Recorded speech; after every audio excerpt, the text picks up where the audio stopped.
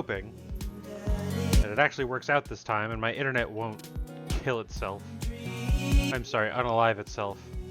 And nope, we have everything. It looks like it will be okay. So, I apologize for taking so long for this to happen again for Dream Daddy. Internet conked out. Thank God I don't rely on this for income. But either way, we're gonna continue dating. We last left off Dad Dadley meeting Damien, who, I mean, he looks like a vampire. So I'm whatever, man. We'll see where this goes. But we're going to go back to the cookout and see how this goes. And welcome along for the ride.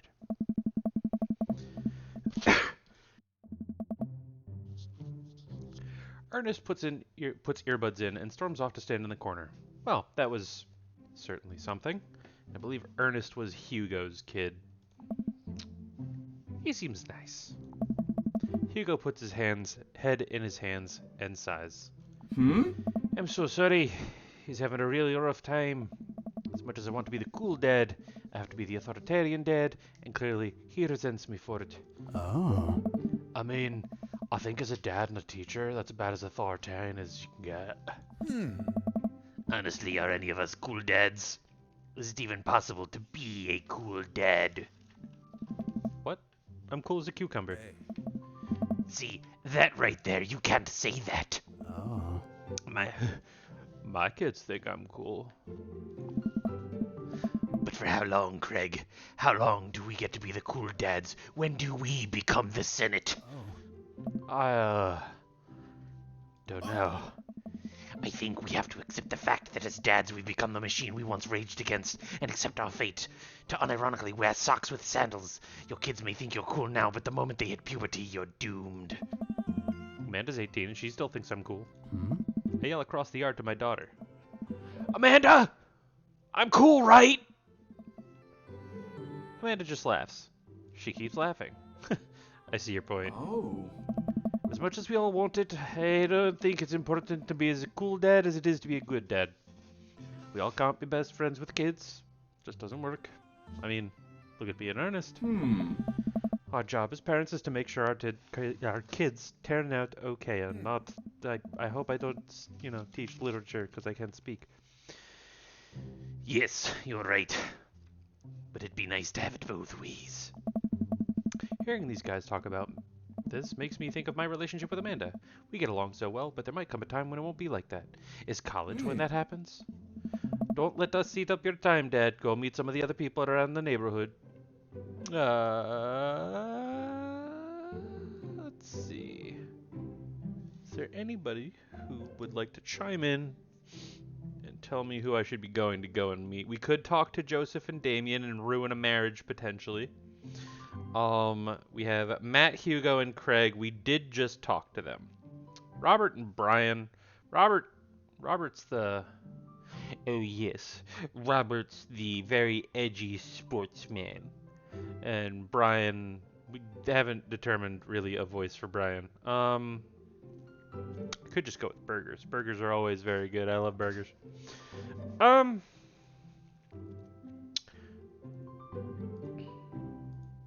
Doesn't really seem like anybody has a choice here, so I'm just going to go with Joseph and Damien. I spot Joseph chatting with Damien by the grill. I wonder what they're talking about. I walk over to them. Oh. I'm curious. Can you walk me through why you had your house painted black? Where do I even start? The house stays warmer in the winter. It provides an artistic contrast to the rest of the neighborhood, and it complements the crimson interior perfectly. He's a vampire. I called it. He's got purple eyes, too. He's a vampire.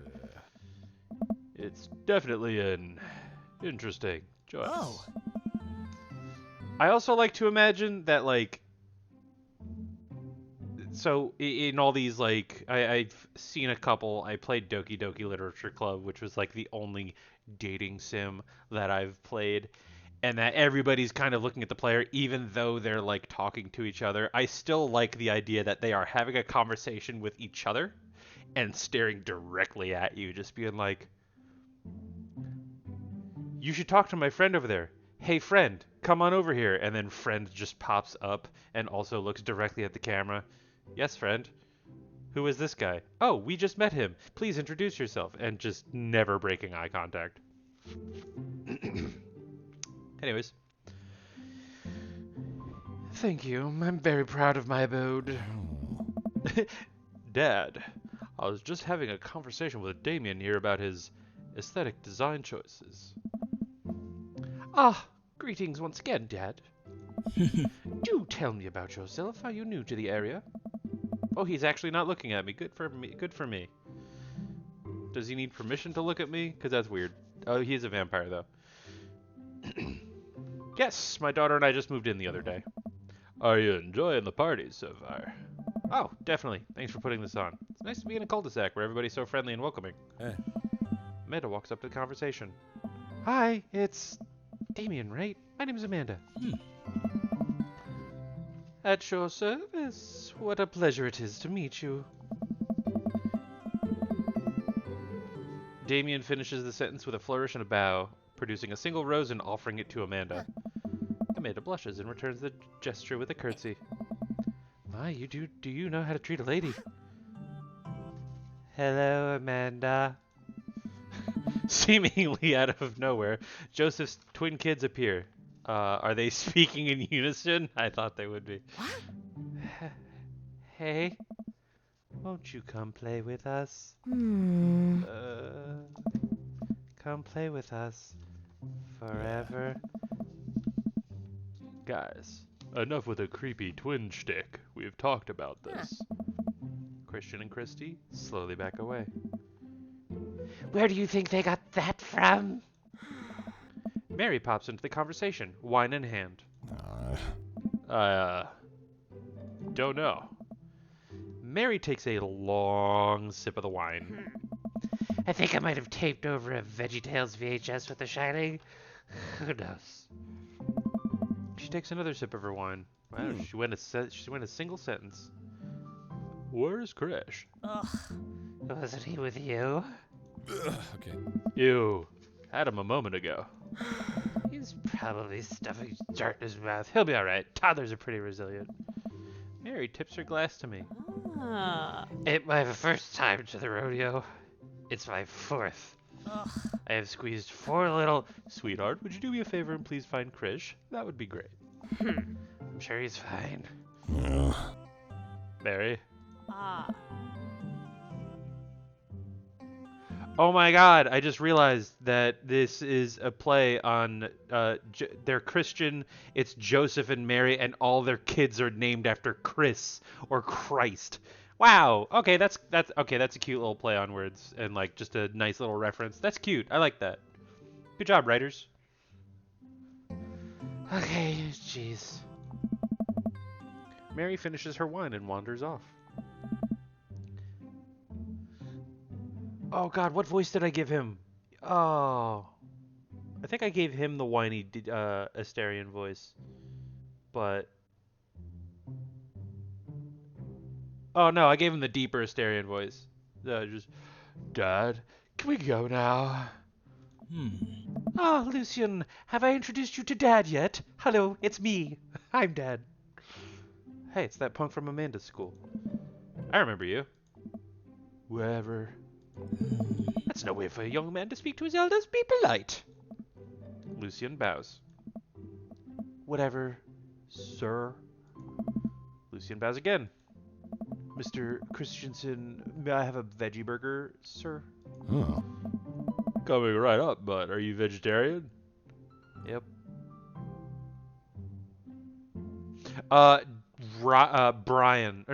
Robert was droopy. So we will. We haven't talked to Robert yet, but we will. Give me 1 second, just because I want to make sure I have everything here. There we go. Make that 2 veggie burgers. Did you know that some people in the Victorian era were vegetarians? They described carnivorous type people as bloodlappers. So you're a vegetarian vampire? Okay. Dad. Yeah. That's really interesting, Damien. Joseph turns to the grill. Just a hint of a tattoo peeks out from underneath his sleeve. Can't believe I didn't notice it before. It looks like the bottom of an anchor. Whoa. Is that a tattoo?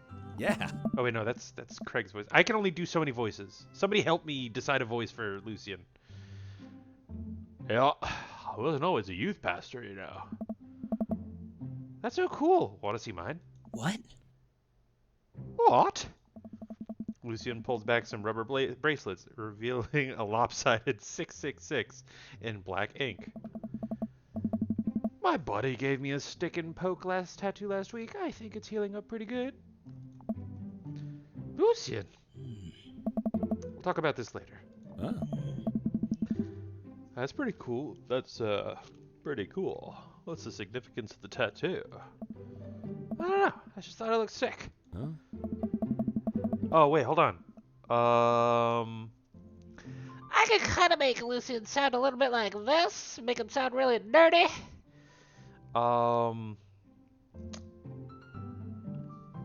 Let me at least write down the name Lucian because I have a little sheet here of all the voices so that way I don't forget in between sessions. Let me write down Lucian on the back. Kids. Lucian. Wait, hold on. How do you spell his name? Goofy's. So you kind of want him to sound a bit like this? I actually kind of appreciate that.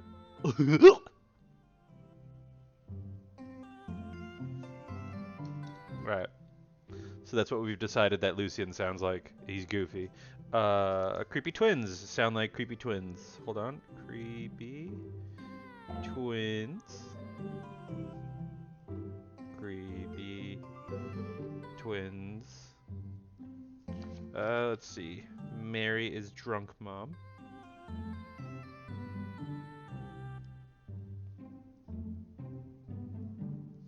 Cool. All right. Well, in my opinion, the only reason you need to get a tattoo is because you want one. Careful though, that number carries weight. Man, Joseph is a way cooler youth pastor than I thought. I just figured youth pastors popped out of the womb with a Bible. I wonder what he did before preaching. Alright. So Joseph, Joe Swanson. We haven't figured out Brian's voice though. So let's go talk to Matt, Hugo, and Craig again. Matt and Hugo seem to be embroiled in an intense discussion. Craig looks on, smiling politely. I walk over to say hello. Hello, I'm back. Did you get less boring? Well, I don't think it's fair to try and compare it to art movements like that. Periods in art only exist because they're a unique byproduct of the social and political climate of a time and place, and to try to take something like, say, the Rococo period and compare it to postmodernism in America, you're completely disregarding the context in which a work of art is created. Matt and Hugo seem to be so busy talking that they don't seem to notice me. Craig leans in. Dude, I have no idea what's happening. Let's actually talk to Craig. I turn my attention to Craig, who seems a little more attentive to my existence. How'd resistance training go the other day? Great. Little River here is a great cheerleader. Aren't you, tiny bro? Craig grabs River's arms and waves them around. You can do it, Dad. I'm so proud of you. Sorry for pooping on you. She must be a handful at that age. Oh, they always are. Hey. But it's so worth it. Craig grabs River's arms again and waves them around. Also, I'm sorry for throwing up on you, Dad. How you settling in? Kind of almost done. There's still a few odds and ends to take care of before I can really call myself settled, but I think we can upgrade the situation to livable. We did livable throughout the entirety of college. Yeah, my goal was for Amanda to live the sort of life that didn't involve eating spoonfuls of ranch dressing as a palate cleanser between different types of pizza. She still does, though. Hey, she takes after her dad. Dad! How you liking the neighborhood? It's pretty nice. Everybody's been super friendly. Hey, dude. Seems like your daughter is fitting in just fine. Matt points across the yard to where Amanda, Daisy, and another young girl are playing. They're all sitting cross-legged in the grass, picking weeds and weaving them into little flower crowns. It's pretty adorable. The girl I don't recognize jogs over to us. Oh, it's Matt's daughter. What is it, sweetheart? It's a flower crown. Ah, God, no, that's too much. We don't know her name yet.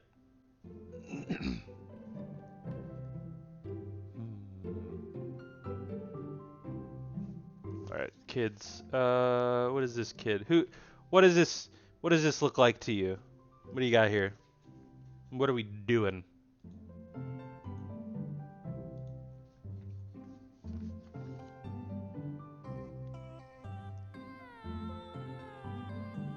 She got braces? She does have braces. It's a flower crown. I could do that. I could do the nerdy voice of It's a flower crown. I thought you'd look. like Sid from Ice Age. That's what I'm feeling here. Alright, so let's find out her name. It's a flower crown. I thought you'd look cute in it. Well, there's only one way to find out. Matt takes the flower crown and places it atop his head. Hey. Am I cool now? The girl stares at him, thinking it over. Nope. Oh, we've never met her before, so I was just deciding who she should be now. Nope. But you're slightly less uncool than you were before you put it on. Hey. Hey, Dad. This is my daughter. Hello. I'm Carmencita. That's great. Carmencita equals Sid the Sloth. Got it. Amanda comes over with Daisy in tow. Oh, God. Fucking, I don't remember what voice we gave her. I don't think we gave her one. Daisy equals...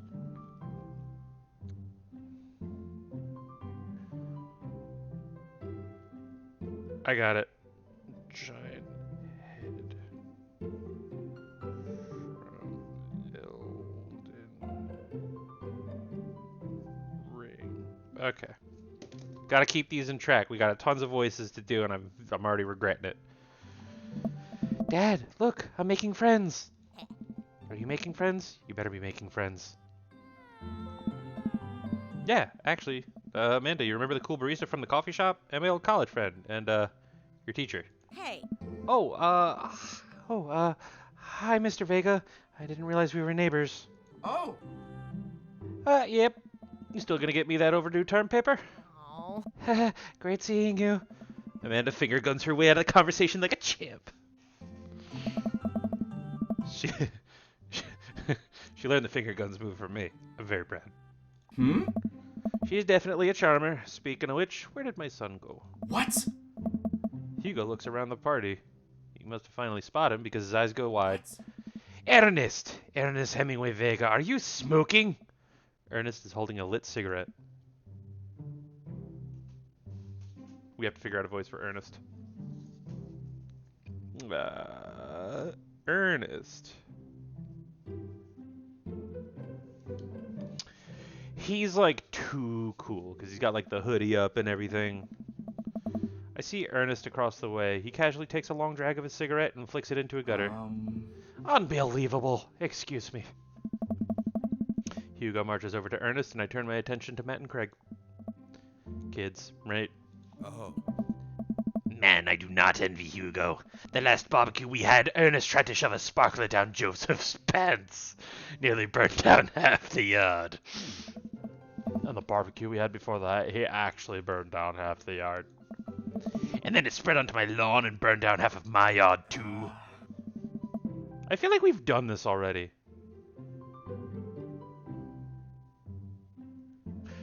Hugo walks back over to us, practically dragging Ernest behind him. Hey everybody, sorry about that. Yeah, they gave me a choice to talk to like all three groups of people, and I think we might have already done this, but yeah. Also, hi Cacfiend, welcome to the stream. You didn't really miss too much, just a little bit, but we're adding more voices to the list because the only one we haven't solved so far that we have met is Brian, which was the heavier dad with the overachieving daughter. But I've got everybody else kind of figured out. We're just deciding on Ernest's voice right now. So if you have a voice in mind, I am learning that I can do more voices than before. Carmencita did look familiar. But the only voice that I can think of that I have not attributed to anybody that I have like in my repertoire Is a little bit something like this. I know that Aaron from Game Grumps likes to do this voice, so it's only appropriate to do it in the Game Grumps game. But we can also try and do other voices. If you have recommendations, then it's within my grasp. I did make the note earlier of there's Joseph, Mary, and they all have kids named Chris, and he's a youth pastor. It's just a little bit much there. Hello, Grey Queen. So, since we don't really have too much input, you can make up. I know that's what I'm trying to do. I'm trying to make up a voice of Ernest. I have it all written down, but anyways. Hello. Ernest looks away, sulking, his hands shoved deep into his pockets. I can't do like the whatever, because I've already given that to somebody. Hugo nudges him impatiently. Hey! Guess I'll do that.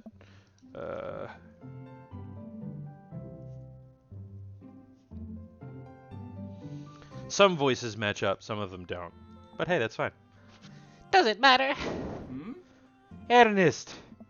Okay, I'm in 8th grade. God, are you happy now? Sure, you were just dying to know. Yeah, good for you. Can I go now? I'm tired of talking to old dudes who blame my generation for the failing economy. Ouch. Ernest!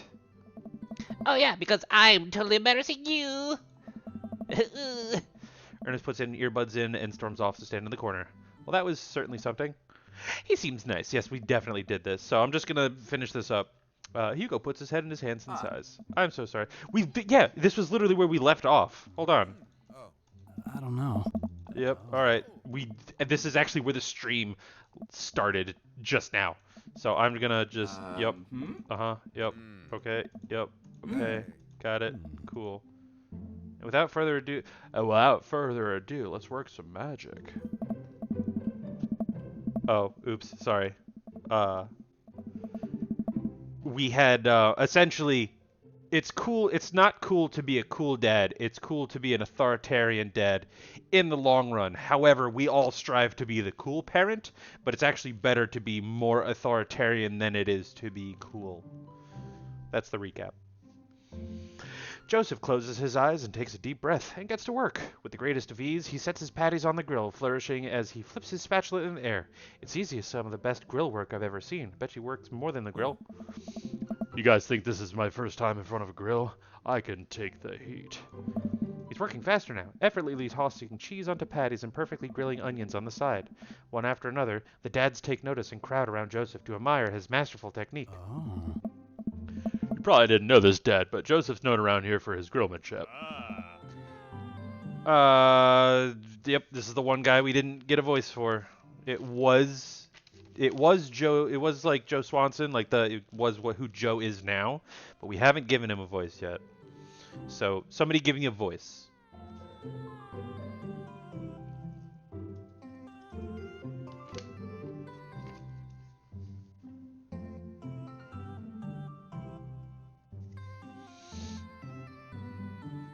I need some help here, because I'm running out of ideas for voices.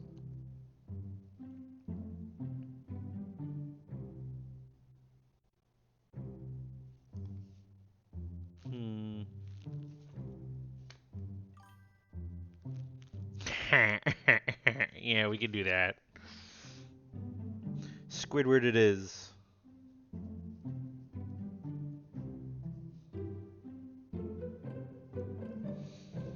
He's unbelievable. Hey! I've tried to get on his level, but I can't just catch up. Oh no, they're doing a pun off. Let us keep studying. He has a rare quality about him. Must we keep talking about this? We can't just appreciate the artist. I've never seen him make a mistake. Ah! We haven't seen his kid yet. Does he even have a kid? Oh, Oh, is his tragic backstory that he got a divorce, but he lost the kid in the divorce? Because we haven't met that kid yet, and we don't know if he's here or not. Ooh. We need to stop. This is getting too cheesy. Please stop. All of the children at the party boo in glorious display of puns in unison. Nice. Alright, guys. The food's ready. Please form an orderly barbecue. Amanda groans. We all grab our food and hang out, enjoying perfectly cooked cheeseburgers. Man, it's so wild how all of us dads live in the same cul-de-sac. Hey. Kind of nice, isn't it? Feels like there's a real community here. Totally helps when you're just a single dad trying to raise a kid. Oh. We're happy to have you here, man. Think you're gonna like this neighborhood a lot. Plus, Amanda seems to be getting along with all the kids. If she decides to get in the babysitting game, she'll really make a killing. Huh. Why don't you add us all on Dadbook? Dadbook?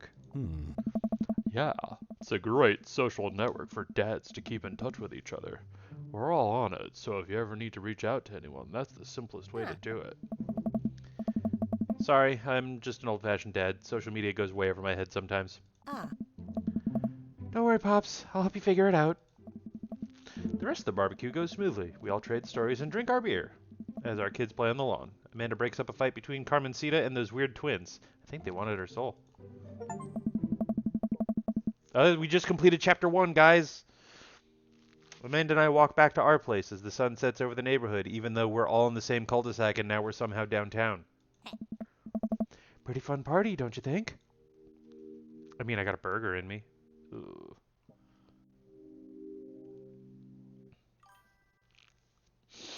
Wish I could have been playing Paranormal Ice Road Truckers. I mean, like, I thought it was okay. I didn't think it was terrible or, like, ecstatic. But, like, on a scale of, like, okay being the middle, I thought it was good. So, like, all of this is very much like, I didn't like it. So, at least, for me, if I had to choose out of these, you know I love me some burger. Sweetie, if I can impart any sort of wisdom upon you right now, and not that this was a bad situation, but if you're ever in an uncomfortable situation, always look for the silver lining. The silver linings get you through to the other side. We ate Rockin' Bergs today, and it was good. Yeah. Amen. Well, hey, at least you met some other cool dads. You should hit them up on Dadbook. Maybe I will, if I ever figure out how social media works. I have a good feeling about this place. Me too, Dad. Yeah, no, I was very much not cool about that. It's like, there's a joke for Fallout 4 that, like, the 4 answers, like, 4 dialogue choices you get all the time are yes, yes but sarcastic, yes but later, and tell me more. Amanda and I arrive home with the remnants of our veggie plate. Seems like nobody was really into the cauliflower. Any big plans for this evening? Actually, yeah, I'm going out with some friends. Oh. Is that okay? Yeah, Dadbook was named after me. I am the dad. Of course, just keep me posted and be home before midnight. You got it. And be careful. I will. Make good choices. Oh. Of course. And call me if you need anything. Huh. Dad, you're not going to do the thing where you wait silently for I come home in the living room with the lights off, are you? What? No, I've never done that, and I will never do that. Okay. Do you have plans tonight? I, don't. My plans were kind of to eat ice cream and watch TV with Amanda, but I'll find something to do. I'm gonna see how long I could sleep for. I'm gonna work on some stuff. You know, dad stuff. Just relaxing tonight. Have fun, okay? Huh. Great. See you later. I watch Amanda drive off into the night. I really do hope she has fun. I plop down in front of the TV and turn on some Wine and Dine Mastermind with celebrity chef Gavin Chapman. Looks like Gavin's making a roasted rack of lamb with rosemary mashed potatoes. That sounds great. I'd love to be able to cook like that. Although if I was actually good at cooking, I'd use my powers for evil. Like just making baked Alaskas all day instead of any food of real nutritional substance. Man, Gavin Chapman just caught that thing on fire, but he meant to do it. What a professional. I lose track of time as I blaze through several episodes of Wine and Dine Mastermind and also one episode of some cooking show called Meat Hell. I'm not even sure what that one was about. It was just a lot of yelling. See, I would at least try to work on something or like engage in something. I don't know. I glance at my watch. Man, it's almost midnight. I should check in with Amanda. I send a text. Hey kiddo, you good? I wander into the kitchen as I wait for a reply. Amanda's phone is almost always in her hand, so I'm sure she'll respond soon, unless she's driving home now, in which case I hope she doesn't respond soon, because I definitely taught her better than to text and drive.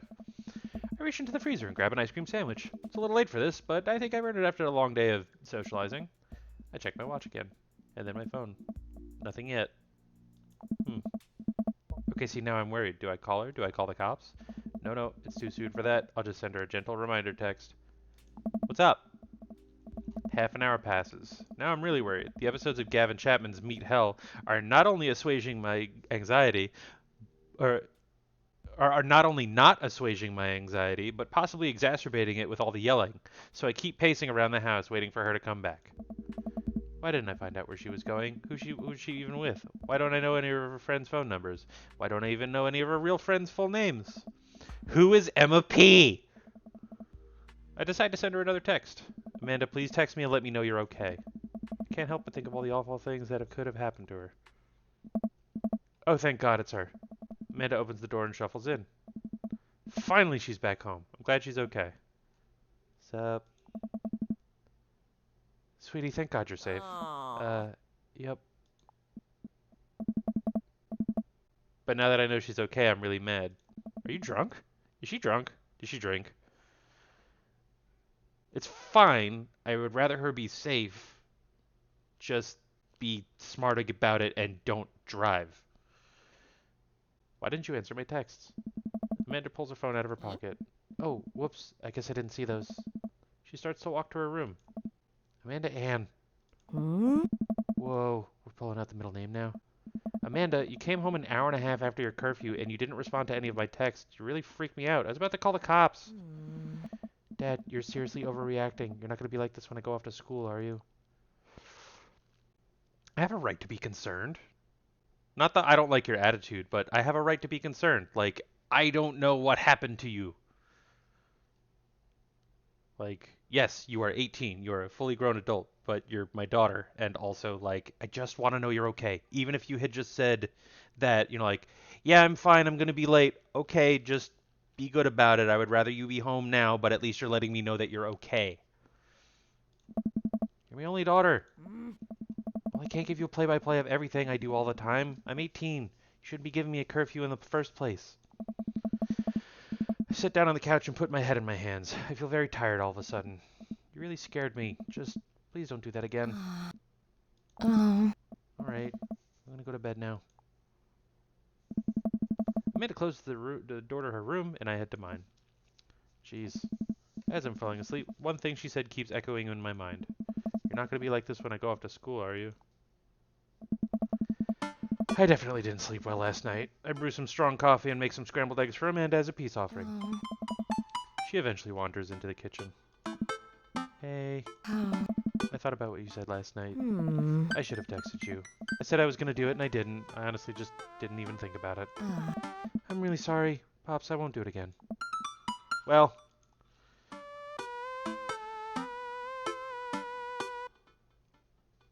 I trust you to make good choices. I also thought about it, and I'll try to give you your space from here on out. I just gotta trust that you can take care of yourself. Team Dadley? Team Dadley. Amanda gives me a hug. Want some eggs? Want some ham? You know it. Sprinkle some cheese on them. Already did. Bless you. Amanda scarfs down the eggs in the time it takes me to wash the pan. Alright, I'm off to school. Smell you later. Wait, one more thing before you go. What? What's Dadbook? It's a social media platform. Wait. What? What's a social media platform? Dad, I have to go to school. Come on, Amanda, I'm an old man. I can't put together a Dadbook profile on my own. Alright, I'll help you sound interesting on the internet. Amanda spends the next couple minutes setting up my profile on Dadbook, which, as it turns out, is a place where dads can get together and talk about fatherhood. Alright, Pops, we gotta fill out your profile. Let's get some likes and dislikes. Oh boy, I can't wait. On a Friday night, I am most likely to be streaming. Polish and sort my coin collection. Netflix and grill, baby. Fall asleep watching the History Channel. Well, it describes my dad. Torment my children with dad puns. Sink into blissful oblivion. Sleep. Probably Netflix and grill. Alright, let's say I'm not streaming. I'm not going to polish and sort my coin collection. I don't have any kind of real collection. I'm not going to watch the History Channel. Although I am tuning into, like, not history, but just the same types of shows my dad watches. But I don't fall asleep to them. I actually pay attention. So it's probably going to be Netflix and grill. I'm not going to torment my kids with dad puns. I'll do them sparingly. I'm not going to do them all the time. Yes, 2 of them involve falling asleep, but one of them is just straight up just, I am here. The other one is trying to educate yourself. So it's just going to be Netflix and grill, baby. If you had one thing to take with you onto a desert island, what would it be? My trusty grill. The lost shaker of salt. Cast away on DVD for instructional purposes. A boat, obviously. I don't need anything. My survival skills have trained me for this day. I kind of like Castaway on DVD for instructional purposes, but like I don't have anything to play it with. So I can't really use it. No, I'd bring my trusty grill. Or no, a boat. Well, hold on. Let me think about this. I would have the boat. I probably wouldn't get too far. So the grill. Ooh, no, the grill. So I wouldn't get too far with the boat, but the grill would be good because then, oh no, can I light it? Am I bringing like everything necessary with the grill? Because if I bring the grill and I have like, I can like have a safe place to like fire. I could just, you know, get wood chopped. No, I can't chop wood because I don't have a fucking axe. I can't use the salt. All of this sucks.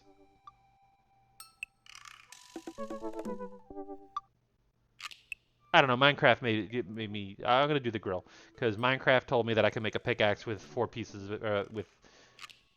of wood. You can use 2 for the sticks, and then 3 for that, and then I can be fine from there. So we'll do the trusty grill. What are your turn-ons? Tennis shoes with long white socks, strong dad arms, a well-manicured lawn. I do love me a good lawn. Top-tier grillmanship, comfortable with crying. I am comfortable with crying. I have shed some tears on this channel. But I will say, a well-manicured lawn. My moderator / girlfriend, we've walked by a few lawns and I'm like, that's a nice lawn. We've even driven past lawns. I'm like, ooh, that's a good one. Do I want to maintain it myself? Not really, but I can respect it. What did you want to be when you grew up? A technical writer for manuals and instructionals? No. A salty boat captain? No. Pro skater who is also an astronaut? A good father? The president of space? These are all pretty cool. Yeah, good father. What's your favorite movie genre? War documentaries? Sean Connery's entire filmography? Anything on Laserdisc? Jesus. I'm already into the dad dating mood. Anything on Laserdisc? Romantic comedies? Whatever will make me cry. Old comedies that haven't aged well. I tried to watch Blazing Saddles, I want to say a couple years ago. It has not aged well. I stopped watching after 15 minutes. I stopped. War documentaries? Sean Connery is cool? I think whatever will make me cry would probably, out of all these. What's your ideal date? Napping together. These also, okay, hold on. I was gonna say all of these sound like me except for arson, but I'd be down for it. Napping together, doing a 1,000 piece puzzle together, eating a healthy dinner at 4 p.m., trying to geocache but getting hopelessly lost. Arson, being emotionally vulnerable. Just because I've done the other ones and they're really fun. Let's do arson. What do you never leave home without? A sensible cardigan. My sick vape. My book of word jumbles and a pen. A cool knife. My cripplingly low self-esteem. I frequently forget my phone keys and wallet at home sometimes. Bottom one is never true. Probably... See, so I never leave home without frequently forgetting my phone keys and wallet at home sometimes. No. Let's say cool knife. I spend a lot of time thinking about conspiracy thinkers. Conspiracy fingers. How proud I am of my child. Finger ends of the world. If I'll ever be able to love myself as much as I love my fingers. When I can get a next cup of fingers. Finger modifications. Because clearly I can't speak, so I'm just going to go with it. Potential ends of the world. Profile complete. See, that wasn't so bad. Yeah, that was actually kind of fun. I could totally spend all day on here just looking at people's profiles. You should measure one of them, or more than one of them. All these dads seem pretty interesting. Okay, I promise I'll make some friends. Amanda gives me a hug. Go get him, Dad. Welcome. You've got dads. Okay. What is this? Oh. Hi, Dad. It's... Hi, Dad. It's... Oh, wait, hold on. I have to pretend to be my daughter pretending to be a dad. Hi, Dad. It's me, your dear old friend from way back in the day, Dad Manda. I'm delighted to see you signed up for Dadbook. They've recently added this exciting new messenger service, so you may find yourself receiving messages from other dads, like myself. Take care not to miss them. Amanda, is that you? What are you doing on Dadbook? Why, Dad, I never. Since we've known each other since business school. How could you possibly confuse me from your other amazing and talented and easy-to-buy things for daughter? Though I am, of course, flattered. You should buy Amanda more things. Amanda, you know I didn't go to business school. I barely even managed to get my degree. Wait. No. Wow. I didn't say that. You never heard that. This is gold. I was a great student, I swear. I graduated at the top of my class because I worked hard and ate all my vegetables. Totally holding on to this for later. Wait, do you remember what I majored in? I declined to comment. Cool. Conversation ended. Alright, well that was fun. Alright. So now I need a separate piece of paper to decide who I want to be with the most. So, didn't really care too much for Brian. He's a little overachieving. Robert, I'm curious to see what his mysterious backstory is. We could cause a divorce with Joseph. Damien is just vegan vampire guy, and I'm sure somebody's really into that. Craig is the cool best friend from long ago, already comfortable with him. Hugo's very intelligent, but I think we said Matt, or at least I said Matt, just because he runs a cafe. It's a super cool, like, he's cultivated this, like, safe, chill hangout spot, and that's like his career is to be a business owner too, because it's not easy. So I think Matt's like the like what I would do if I swung that way. But I want to see what Robert's up to. When the internet gains sentience and decides to destroy us all, you know it'll use this information against us, right? On a Friday night, you are most likely to make a deal in the alleyway. Make a deal in the alleyway. Yeah, I'm going to. That's why I'm going to see other people. But I think Matt, you know, I'm going to try others, but I'm going to go with Matt at the end just to see what's up. Have it go badly. Who's the cop? Was it Giacomo? I trusted Giacomo. If you had one thing to take with you onto a desert island, what would it be? Gun. What are your turn-ons? Don't talk to me. What did you want to be when you grew up? A grifter. Wow, he can't be a dad. What's your favorite movie genre? Italian neorealism. What's your ideal date? Grave robbing. I just realized that most of the things I picked in my profile kind of go with Robert. What do you ever leave home without? At least 4 knives. What do you spend a lot of time thinking about? You never really look into a rabid animal's eyes. Let's see what these other ones are. Hold on. Joseph, what's your deal? Voted #1, Maple Bay's #1 youth minister of 5 years running. Living in my hometown with my beautiful wife and 4 amazing kids. If I'm not in church, you can catch me out on the open water, setting sail on the seas of adventure. I love playing guitar and crushing my kids at Candyland. Bro, that game is just pulling cards out of a deck and moving that space. Cool, man. How do you do it? I want to know your strats. On a Friday night, you are most likely to lead the community in a fun mixer. take something onto a desert island? My six string. What are your turn-ons? My loving wife. She's not. What did you want to be when you grew up? A ship captain. What's your favorite movie? Candyland strats. Yeah, no, there's gotta be if he's crushing his kids in Candyland. Now he's trying too hard. What's your favorite movie genre? Feel-good movies. Ideal date? A lovely night on the town with my wife. What do you never leave home without? The Good Book. Which one is that? I mean, like, yeah, there's you're saying the, which implies that there's one, but like, you know, it's some pretty good reads out there. I spend a lot of time thinking about how I can be a better man, husband, and father. Let's save right here just so we have options and whatnot.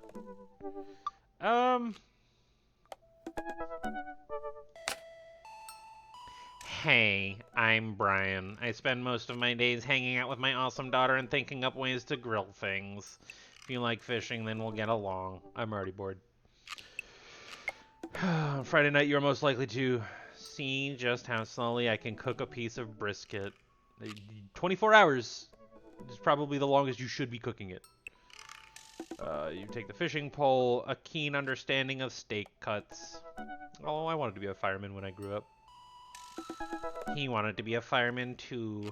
What's your favorite movie genre? Romantic comedies. What's your ideal date? Deck building.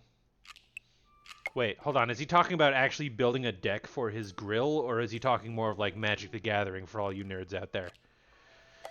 What do you never leave home without? My portable fishing pole. I spend a lot of time thinking about how my daughter is smarter than I am. Yep. Ooh, Damien. How do you do? I finally decided to join this information superhighway. I'm not entirely sure how this works, but I will try my best to understand. I love long strolls through graveyards and spending time with my son. If you would ever like to chat on the latest Victorian fashion, the inevitability of our own demise, or black cats, please send me a letter. Friday nights, listen to true crime podcasts while I taxidermy my newest specimens. Oh.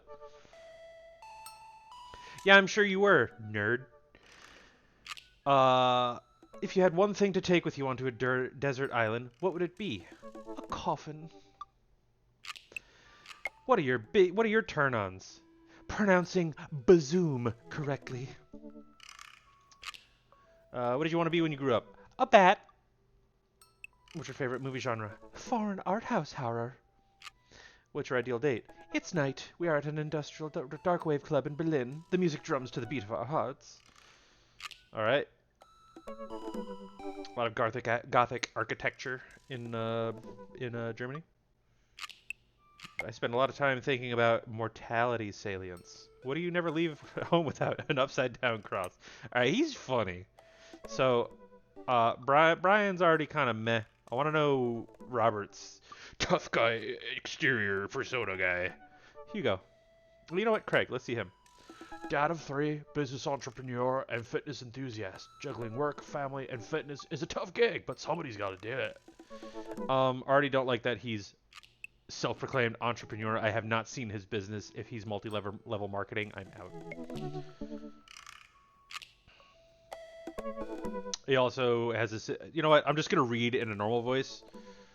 You know what? Never mind. It's funnier. On a Friday night, you are most likely to get one last good cardio session in. All right. If you had one thing to take out with you on a desert island, what would it be? A box of energy bars. What are your turn-ons? A sub 6-minute mile. Well, gonna be pretty limp with me around. What did you want to be when you grew up? Beer pong world champion. What's your favorite movie genre? Buddy cop movies forever. What's your ideal date? Scaling a huge, dangerous mountain for fun. What do you never leave home without? An extra tube of energy gel.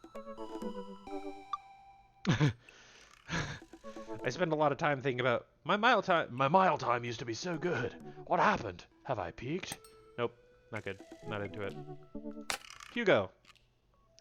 Middle school teacher, high school teacher, writer of scholarly articles on 18th century literature for various esteemed publications. If you're on here to tell me that my son put a cherry bomb in your trash, I know, and I am sorry. I saw the word brew and I was so excited. I was like, all right, I can get Hugo. On a Friday night, you are most likely to brew some strong tea and paint my miniatures. You had one thing to take with you on a desert island. A Remembrance of Things Past by Marcel Proust. What are your turn-ons? Muscles.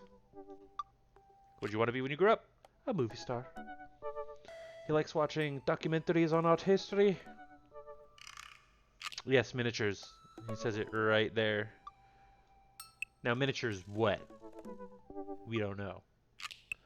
Each of us read. What's your ideal date? Each of us read its different book on opposite sides of the couch in comfortable silence.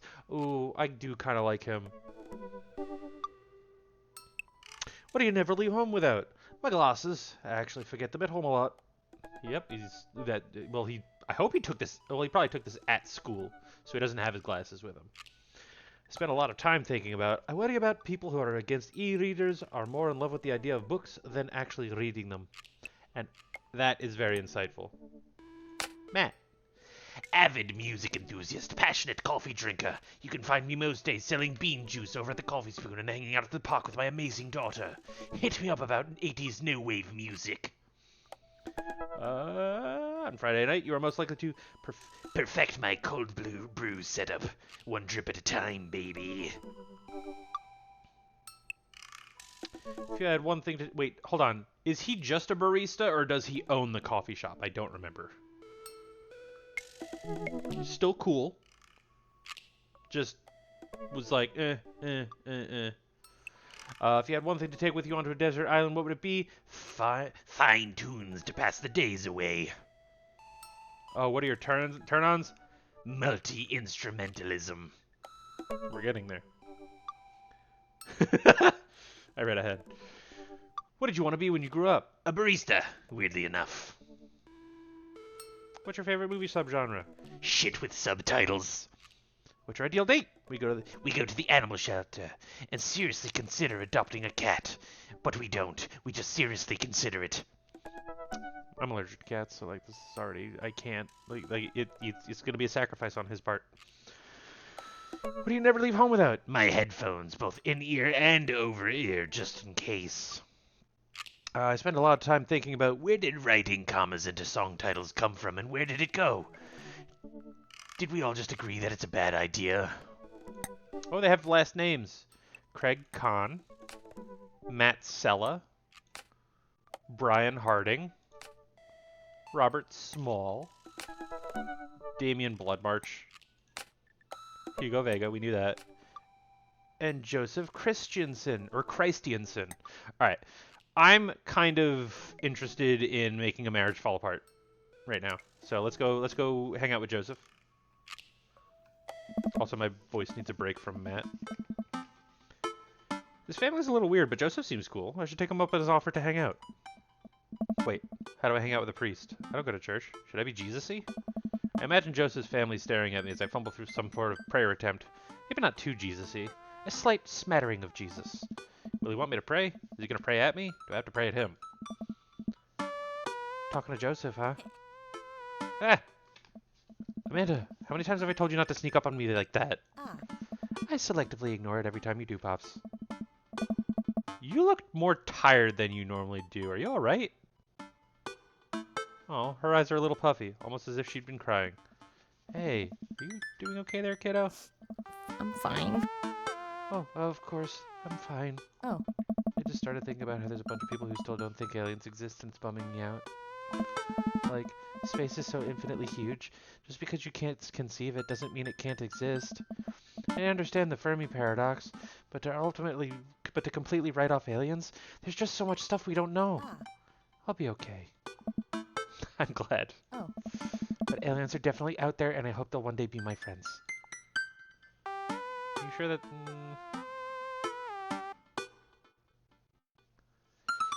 Are you sure that's all you're upset about? If there's, anything going on, I just want you to know that I'm here for you, and I'll always be here for you. If you need a shoulder to cry on or a strong dad to kick someone's butt, I'm a phone call away. Thanks, Popsicle. I appreciate that. But I'm fine, really. I'm unconvinced, but I'll stop badgering her about it. I'm sure she'll tell me when she's ready. Amanda looks over my shoulder at the screen. Joseph can't read your mind, If you want to talk, just message him. but I've never been friends with a piece before. What do I talk about? My favorite Bible passages? Ice cream socials? Khakis?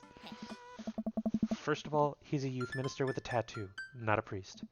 There's a difference? Aww. You're overthinking it, Dad. Listen, just put it like this. Aw. Hello, neighbor. Thanks again for the invite to the barbecue.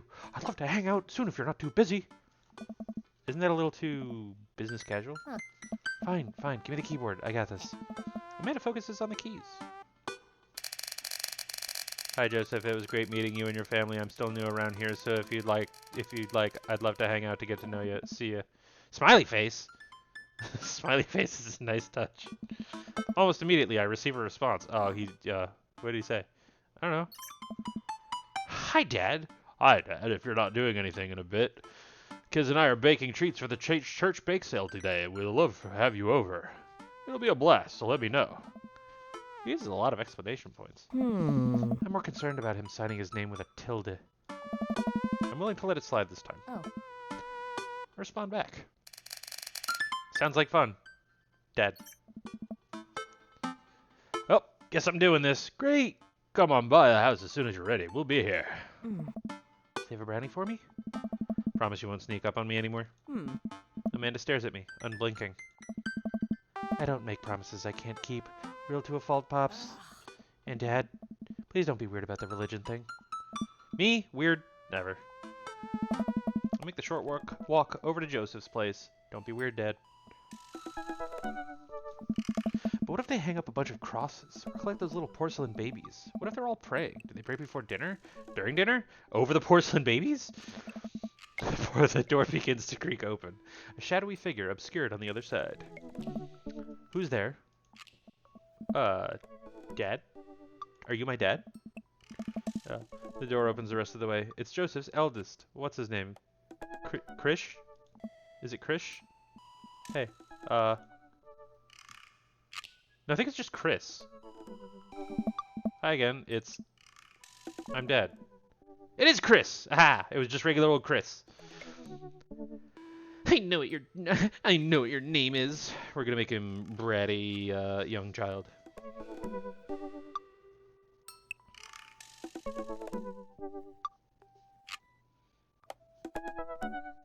Because he got his arms folded. Alright. I know what your name is. Oh yeah, we met at the barbecue. How's the, Please don't say it. Jesus. Chris blinked slowly. Maybe he didn't hear that. You're weird. Is your dad... Before I finish, Chris walks into an adjacent room, leaving me in front of the open doorway. Home? This is a great first impression. For a moment I wonder if I should just go in, further subjecting Joseph's family to my winning attitude and artful charisma. Mercifully, Joseph he peeks his head around the corner. A little bit of a typo there. Oh. Dad, you made it. Joseph approaches with his arms wide. I'm so glad you could come by. Are you ready to bake? I am not. As ready as I'll ever be. That's the kind of semi-confidence I'd like to see in a baking assistant. Come on in. Oh. Joseph leads me into a bright, spacious home full of nautical knickknacks. This isn't what I imagined at all. It's actually pretty charming. Oh. I believe you've met Chris, who left you outside. Chris? Are you going to apologize? Oh, right. Sorry.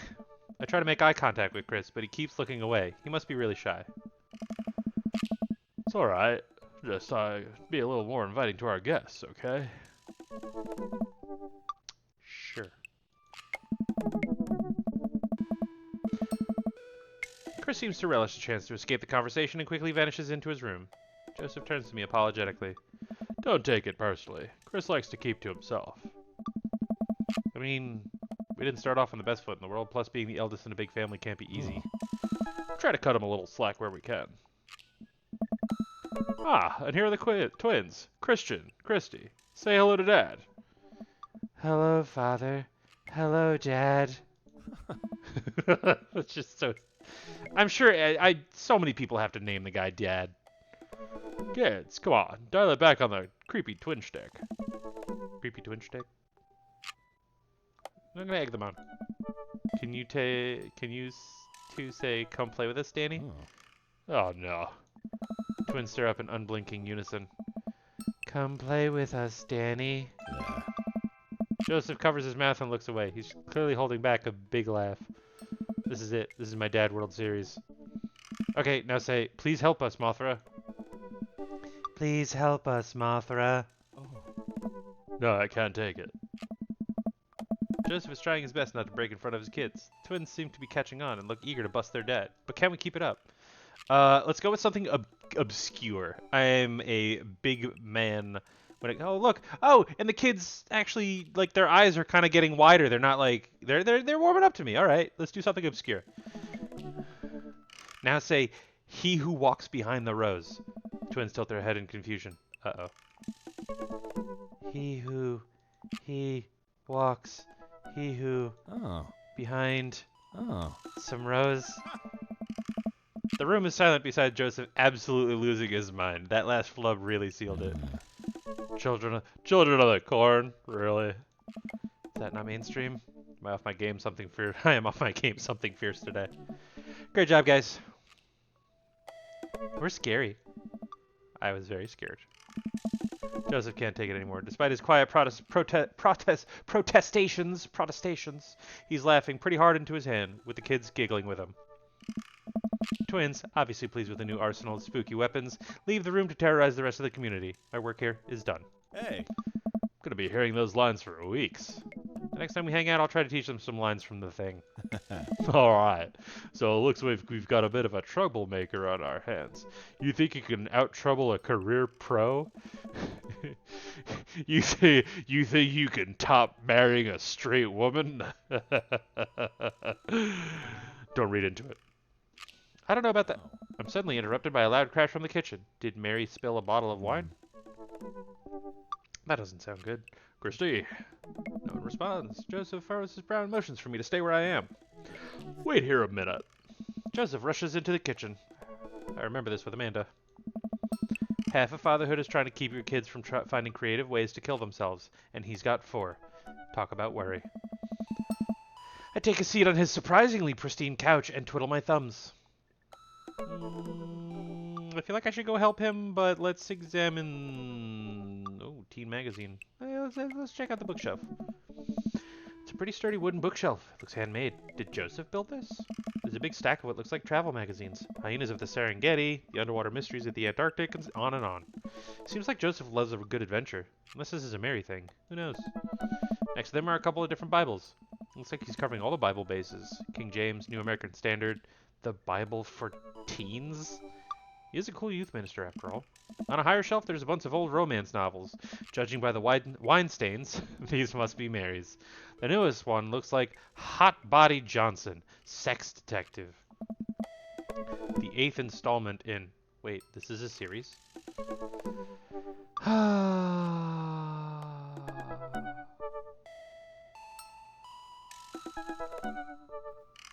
I'm just gonna go to the kitchen. It's been a while. I should go in the kitchen and see what's up.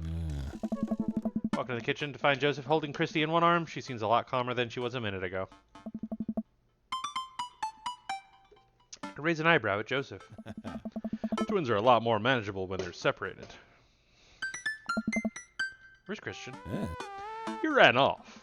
Christy dips a spoon into brownie batter and gives it a taste. Dad, it's too sweet. You're too sweet. No, I'm not. You're so sweet we might have to water you down with spiders. No, not spiders. Joseph begins tickling Christy with his free hand between the laughing and squirming. I don't know how he's got a hold of her, but that girl is locked in place. The man is a professional child wrangler. Christy fixes me with her best puppy dog eyes. Save me from the spiders. Spoon Duel the Spider King? Renegade option. Yeah, nah. Renegade option is probably Deckham. I don't know what the Renegade option is, but Spoon Duel the Spider King sounds like a fun little bit. Let's do that. I grab a wooden spoon and point it in Joseph's direction. Unhand her, foul beast. Okay, Dad the Valiant, let's see what you've got. You may have defeated me at Tarantula Ridge, but now I have the upper hand. Joseph gently puts Christy down behind him. Have you come to squash me, knight? Or have you merely fallen into my web? I'm no mere fly, Spider King. Now on guard! For a minute or so, Joseph and I mock duel with the two dumbest-looking spoons in the room. Eventually, I strike a killing blow in the invisible heart between his arm and his body, and Joseph recoils in horror. Lawrence of Arabia! Blast! I am defeated. You can never best me, Spider King, for I have the power of... I sneak a taste from the Brownie Batter. The magic... Oh, man. That is way too sweet. Eh. Christy begins jumping up and down excitedly. My hero! Christy hugs my leg before making a surprisingly fast exit. Hey, wait. Do you want to bake brownies with us? Christy hesitates, and then shakes her head no again. Sparkle Pony. Sparkle Pony? Joseph looks confused. You don't want to bake with Dad now? You want to play with Sparkle Pony? Yes. Okay, go. Before Joseph can even finish the sentence, Christy is out the door and down the hall. Ahead. Stares into the chocolate batter and tastes it again, face twisting. And that is still way too sweet. So what made that crash? Egg beaters on linoleum floor. It's my new techno single. I haven't thought of a B-side. Now we're both looking into the batter. It's got a sickly sheen of sugar and chocolate candies throughout. I have a feeling Christy had something to do with it. We need a fresh start. Are you talking about, like, life?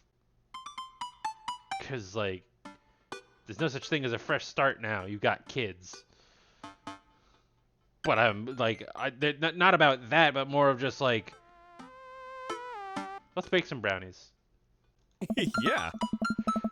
Don't even sweat it. The bag came with instructions that have mysteriously vanished along with my daughter, so we'll probably be fine. Probably. Yes. Yeah, probably. He certainly looks confident. Alright, Dad, you've baked a cake from a box before? Once? How hard could this be? Now grab a spoon and get ready to rock. Mario Batali, save me. Joseph and I set to work cracking the eggs and mixing things, and then pouring the things according to how we assumed the back of the box would tell us to. Things go according to plan, and soon enough we have a solid batch of brownies. Whew. Wait. Joseph has a little dot of batter on his nose. Don't do it! Wow, Dad, way to use those dad skills. Bet you've baked a few box mixes in your time. His nose. Joseph. All we have to do is bring these to the bake sale and voila, duty done. Now help me find Christy. Keep your eye out for a pony that sparkles. Joseph, hold still. No, don't fucking... Oh my god. You just stick it up his nose. Okay.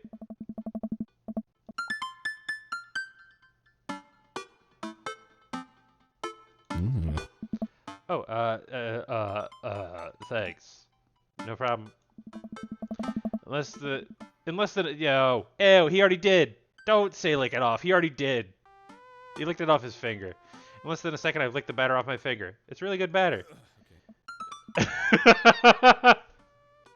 The voice clips in this are so good. Just like a, okay. We should find Christy. Yes, we should do that, Dad. Joseph quickly composes himself. Alright, she can't be far. You take the Delta position and I'll watch her 6. Do you even know what that means? Yeah. Alpha Tango, Sparkle, Roger, Roger. Joseph starts making his way down the hall and calls back to me. Take the brownies and the rest of the stuff I baked earlier today while I get Christy. We'll meet you out by the car. It's the bake sale. Joseph, Christy, and I arrive at the church parking lot to find fold-out tables and pop-up tents already set up. Looks like the bake sale is already in full swing. Oh. Wow, this place is packed. Is this packed? There are a few people milling around. Must be a value pack. Oh. If you can count a city's population on your fingers and toes, this counts as fact. Point. Christy rockets out of the car and into the lot. Is she running on jet fuel? I want to sell brownies. Oh. Okay. Let's get set up. I want to see Mom. Oh. She's down by the other row of tables helping out with another group. Want to go over there and tell her I said hi? Mom! Christy zips off immediately. Joseph seems unconcerned. Does she always run that fast? Wow. Yeah, and I can only catch her half the time. These knees aren't what they used to be. I remember when Amanda was her age. I couldn't get her to sit still for 5 seconds. Yep, great age to deal with. Yeah. While Christy's gone, Joseph and I arrange all of our baked goods on the table and settle in. So, are we allowed to eat any of our own goods? Look, if I don't see nothing, I don't say nothing. The man upstairs had strong feelings about snitches. Does he actually? Yeah. Joseph shrugs. He eats a brownie. It looks like some of the other stalls are selling drinks, little handmade crafts, and other sweets. Whoa, somebody brought soft-served ice cream machine. I gesture to it. How are we supposed to compete with that? Please, this isn't my first time to the rodeo, the bake sale rodeo. Ah. There's actually no rodeo here, it's just a bake sale. I think you and I put together can make a pretty convincing argument for those brownies, don't you? Yes? Sneak another brownie to ease your fear of public interaction.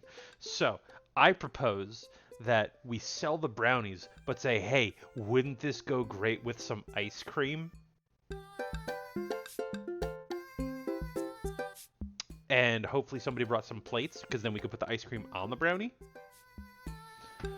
And we partner up with them to combined sell more. Obviously, you know, if they just want ice cream and if we want just brownies, then, like, you know, it'll be fine, whatever. But, like, who doesn't love a good brownie with ice cream? And ice cream's really good, but what if you had a brownie? Oh, yeah. We high five. If you bake it, they will come. Yeah. It's Matt and Carmencita, IS. Alright, it's not long before we have our first customers. Oh. Hey, dude. Hiya. Matt, Carmencita, good to see you guys out here. Happy to support a good cause. Plus, you know, is the owner and proprietor of the Coffee Spoon. Yes, he is. Okay, he owns the... Again, he's got his life so put together. An establishment that specializes in baked goods. I have to scope out the competition. Jesus... I was about to call him Jesus. Jesus leans in close to me. Take the wheel. This guy knows his stuff. Stay on your toes. So, what recipe did you use for these brownies? Don't say you use the box recipe. Don't say you use the box recipe. We used the box recipe. We improvised. I just let the baking spirit move through me, you know? A little bit of flour here, a pinch of salt there. It's like some sort of interpretive dance, but with cooking. Interpretive cooking, yes. You can never make the same thing twice. Every batch is special. There will never be another batch of brownies with the exact flavor sensation that these have right here. It's a once-in-a-lifetime opportunity, Matt. Hey. Alright. We'll take 2. Actually, we'll take 3. I ring them up and high-five Joseph as our happy customers walk away. Oh. See? Not so hard. Yeah, I'm hot off the good feelings of the last sale. Who's next? We sell brownies to a bunch of people I don't recognize, but who clearly know Joseph. Eventually, another familiar face pops up. Dad. It's Brian. Hey. Close enough. Can we interest you to in any of our fine sweets and treats? Oh yeah. Hey. You sure can. I bet I could eat 10 brownies. Must resist urge to be competitive. Let the man buy his brownies. I'm not gonna try to compete with him. So we'll put you down for 10? Better make it... Oh, no, sorry. Better make it just 2. One for me and one for Daisy. Coming right up. Coming right... Wow, all these voices... Coming right up. You excited for a youth group movie tonight, Daisy? Oh, is this the first word she said the entire time? Yeah. What's the movie? It's a surprise. Joseph leans over to me. Right. It's the Fast and the Furious. Really? Yeah. If you think about it, there's some heavy religious undertones. Joseph hands a baggie to Daisy. I made sure to give you guys the edges. Clearly the superior part of the brownie topography. Thanks, Joseph. Actually, he kind of sounds a little bit more like Alan from Smiling Friends now. It's a little bit more sustainable. Alan.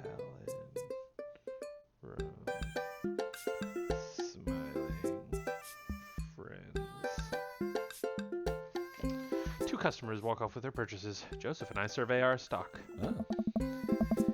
These are selling pretty hot. At this rate, we'll have enough money to pay for a new paint job on the church pews in no time. Wait, what happened to the pews? Ernest spray painted his rapper alias to them, Young Steinbeck. I would have gone for Young Man in the Sea, but I can respect that. Speaking in ministerial terms, Ernest is hard to reach. In father terms, Ernest is kind of a turd. Being a cool youth minister seems like a lot of hard work. Yeah. It is, but it's worth it. Although sometimes I wish... Never mind. What? It's kind of silly, but... Ever wish you could just drop everything and go lounge around on a beach somewhere in the tropics, drink fruity blended beverages and fall asleep on a hammock? You know, basically live out a Jimmy Buffett song. Joseph, I think about this every single day of my life. My dream is to live in Margaritaville. One day, my friend. One day we'll be on island time. Make a couple more sales to sell some church patrons. Everything seems to be going smoothly. Off in the distance, I spot my old buddy Craig. Craig! Oh, yeah. He's gonna be a hard sell. Craig's a fitness man. I think he comes to these bake sales to test himself, to see if he has the resolve to refuse processed sugar. Are you sure you're ready for this? We go way back, I've got this. Craig jogs. Oh, cool. He's got 3 daughters? Damn. Maple Bay Flapjacks? Oh, that's cute. Alright. I'm not gonna do voices for the kids just yet. I've got too many voices on my plate. Briar and Hazel. Just give me... I'm hoping they don't speak. Briar. Hazel. Wait, they should have Valley Girl accents. No, that's not Brian. I can't write Briar. Valley Girl. Alright, I figured it out. I said I wasn't going to do it, but now I'm going to do it. Probably won't be able to sell to the baby. She's impossible to read. It all comes down to Craig. Oh. Hey, bros. Like, hi, Uncle Joseph. Hi, Amanda's dad. Oh.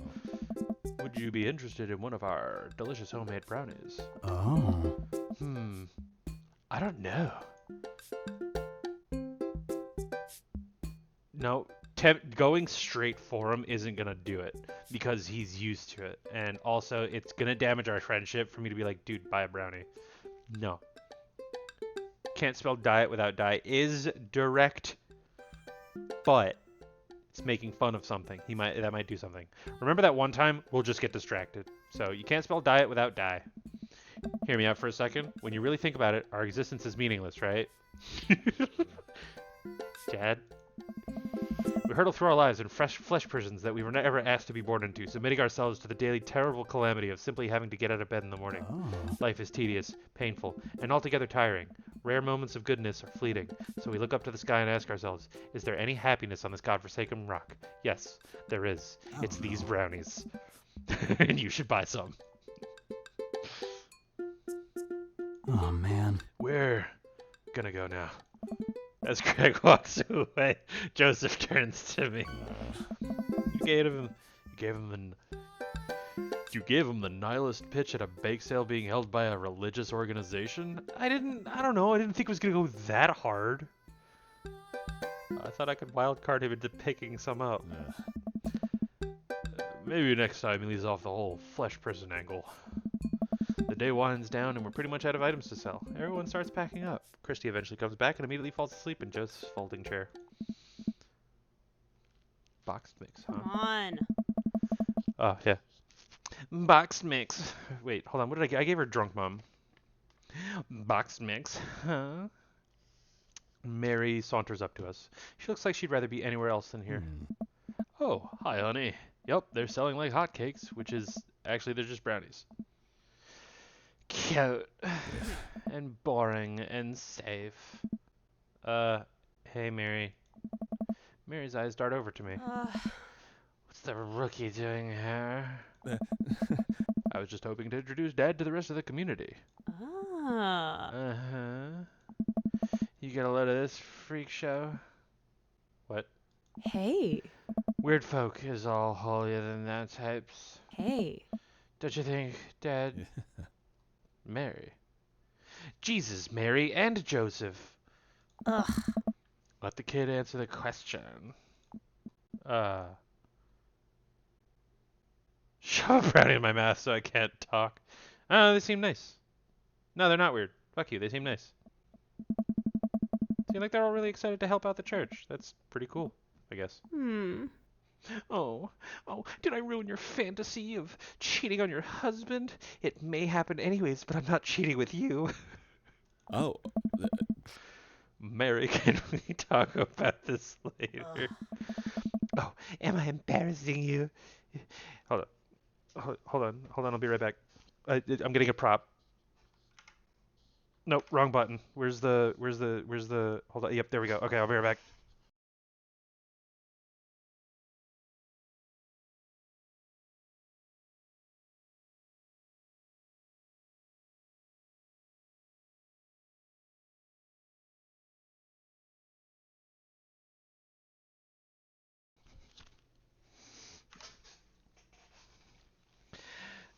Oh, am I embarrassing you in front of your new friend? Joseph doesn't respond, trying his hardest to keep his cool. Can we please talk about this later? Sure thing, honey bear. Mary turns her attention to me. Hands over the cash. Jesus, I am not trying to rob you. I'm in charge of the funds here, okay? I hand over the cash we've made. It seems like a hefty wad, if I may say so myself. Thanks. Now give me your wallet. What? Hey. Give me your wallet. You think this church is gonna fix itself? Mary.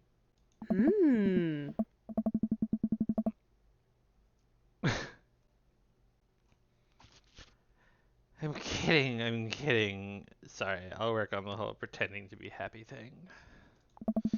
Mary leans in and whispers to me. Hey. He's really good at it. Mary walks off without saying goodbye. Yeesh. Cool. Maybe he's just not nice to you because you are, you guys weren't meant for each other and you got married and, you shouldn't. There's Coke in here. Coca-Cola. I mean, cola.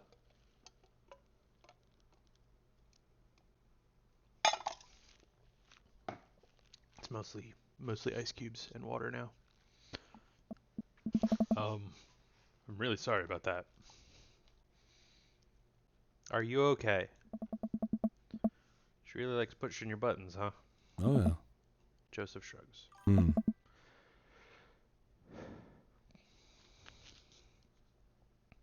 Oh yeah.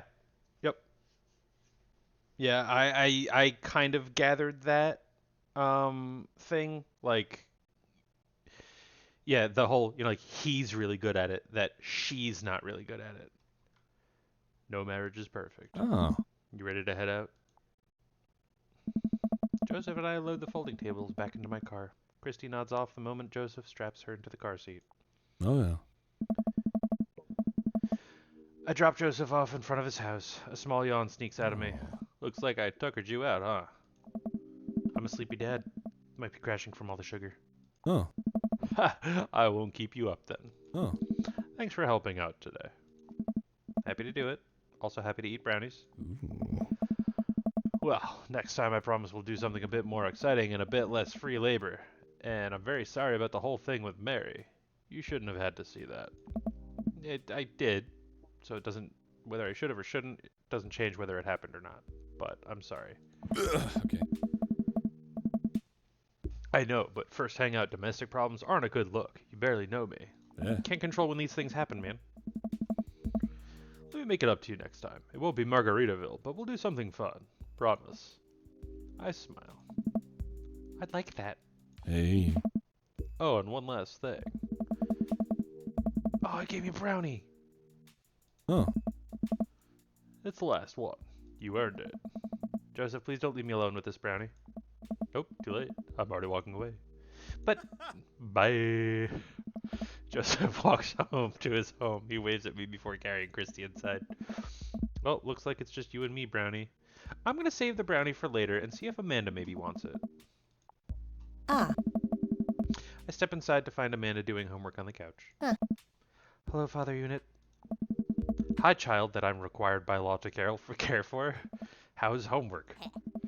It's really fun and educational. Really? How long have you known me for? Right. How was the bake sale? Good. I think I could have made a good life for myself as a brownie salesman. Glad to hear it. Oh. So what? Were there any extra brownies? Or did you maybe sneak one? Or... I still have the brownie. This would do better in someone else's stomach than mine. Heads up. Ah.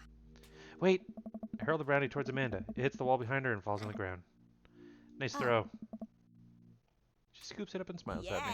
Thanks, Pops. Huh. Hey, if you're not going to bed anytime soon, would you be game for some real shark hunters or Orange County? Or of Orange County? Thought the last hunter got eaten by a shark.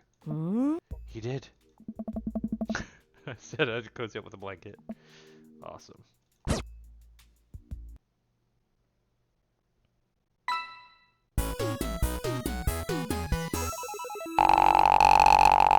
What?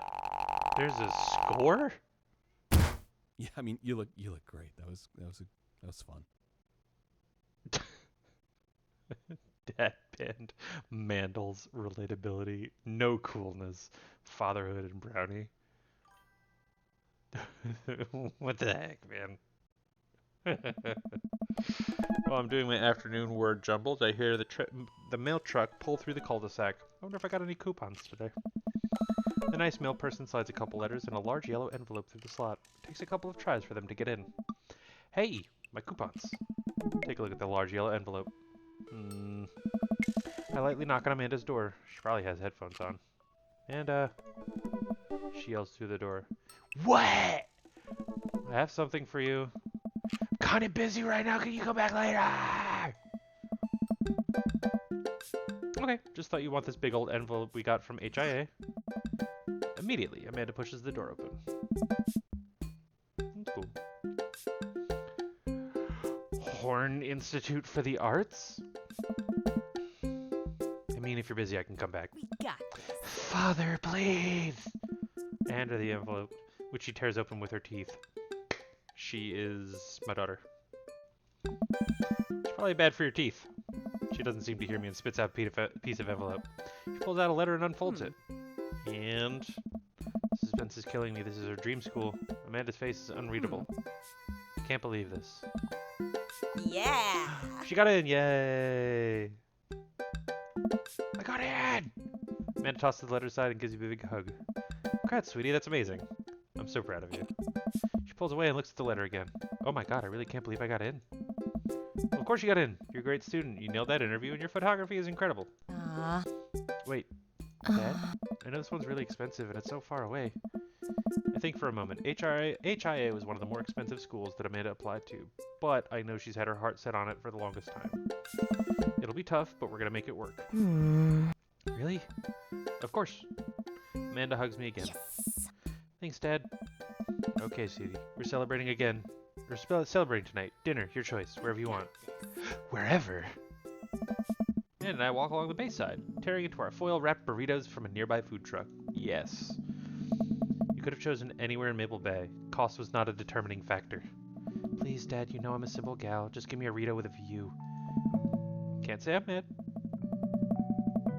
Amanda and I sit on a patch of grass and watch ships sail lazily through the bay. And the dorms are right near a bunch of cafes, and there are all these galleries nearby, and there's a discount if you bring your student ID. And Amanda, slow down. You're gonna choke on your burrito. I know, I'm just excited. Did I mention that students get their own studio space once they're seniors, and we get all professional photo editing software for free? It's good to see her so enthusiastic about HIA, but I wish she wouldn't do it between bites of her burrito. I thought I taught her to chew with her mouth closed. Wonder who my roommate's gonna be. You take a survey online and they match you with someone who's got a similar major and interest. I bet we're gonna be best friends. Greg and I were. Good roommate can be a lifelong friend. But don't even get me started on bad roommates. Oh no. I'm just kidding. We didn't have a bad roommate. Only our other roommate was Our only other roommate was a puppy that Craig brought home that one night. We spent a semester fabricating a story about how our new foreign exchange student who had a really bad cough that sounded exactly like a dog's bark. Carl ruled. Yeah. Oh, they let you have animals in the dorms if you get a note saying you need one. I bet I could forge one. I think I'd get a rabbit. Or maybe a snake? Or maybe both. Would the snake eat a rabbit, though? Oh boy, I think I'll leave all that up to you. She's so excited I don't want to disappoint her, but I need to be real for a second. So, you know I had that talk with Mr. Vega. He didn't tell you about the dumpster fire, did he? What? No. I don't want to put a damper on the good news, but I need you to knock it out of the park these last few months of school, okay? If you really want to go to Horns, we need that scholarship money. I know you can do it. Okay. I promise I'll try harder. I pat her on the back. Think you can handle a 14-hour drive to come home for the holidays? There's going to be some treacherous ice roads to cross. And don't even get me started on the paranormal occurrences. Well, it'll be worth it if I get to see you. Oh, Dad, don't cry. Sorry, I'm just very proud of you. You're all grown up now, and you're such a good person, and I hope you know how important you are to me. Dad, stop. You're gonna make me cry, too. It's too late, honey. It's happening. I can't get tears in my burrito. It's gonna make it taste sad. Pull Amanda in for a hug and kiss her on the forehead. Love you, kiddo. Love you too, Pops. It's sad burrito noises. You've All right. got dads. So we, ooh, Matt. So I'm gonna do one more date. Hey, Dad, what are your feelings about poker? Beyond hardly knowing her. Poker, I hardly know her. There it is. Well, good talk. Wait, I actually like poker. I just saw the joke and I had to take the shot. Please, Matt, I'm a dad. I'm contractually obligated. No, I get that. Anyways, we've been playing weekly poker games and I figured I should send an invite your way. That sounds great. I love losing money. Cool, dude. See you soon. So I could go and do that.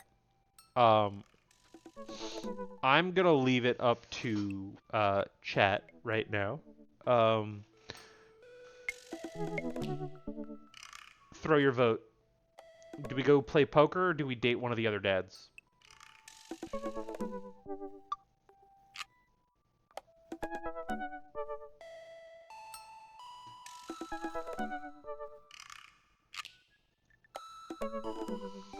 All right. So we're voting poker. Anybody else?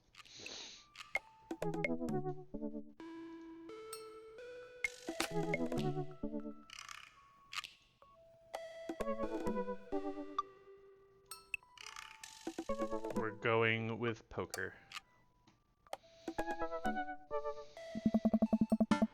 Matt invited me to a poker night at Joseph's house. Oh god.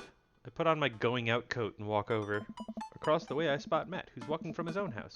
He's got a case of beer under his arm. Crap, I should have brought something. Hey. Hey, man. Crap, I should have brought something. No worries, man. It's your first time. Just bring a full wallet. How long have you guys been at this for? Years, buddy. Just a nice way to keep in touch with the guys. It's never really high stakes. Oh, Brian's gonna do his best to win. At least Craig's here. We pass through the fence enclosing Joseph's backyard. Craig, Brian, and Joseph hover around the patio, drinking beer and chatting. Robert sits in the corner, brooding as usual. Dad, glad you could make it. Oh. So am I. I'm all psyched to take your money. Just like old times. Craig's the resident shark. We prefer the term person who's good at poker.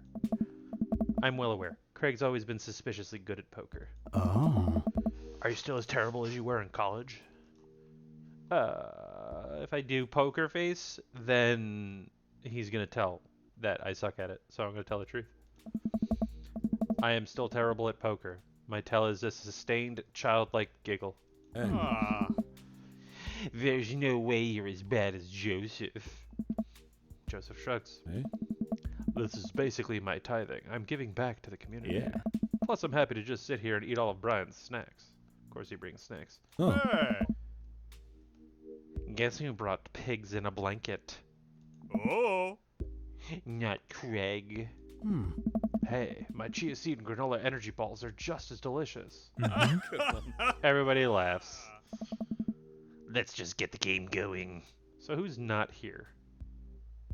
It would be Damien. Damien and Hugo are the two that are not here.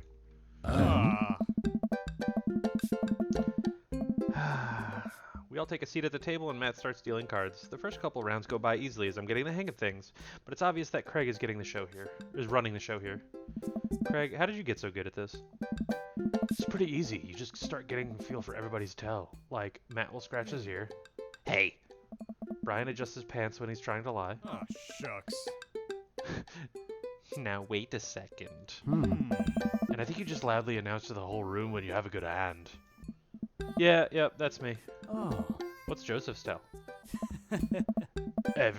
Everything. Literally everything. That man is an open book. He couldn't lie if he tried. I can think of a good lie he's telling. Well, at least I have God on my side. Hmm. Oh my god. See, you can't even say that with a straight face. What about Robert? Hmm. Uh-oh. Honestly, the man's an enigma. Robert raises his glass of whiskey toast in a solemn salute. Hmm. I think he'd wipe the floor with us if he actually tried. Mm-hmm.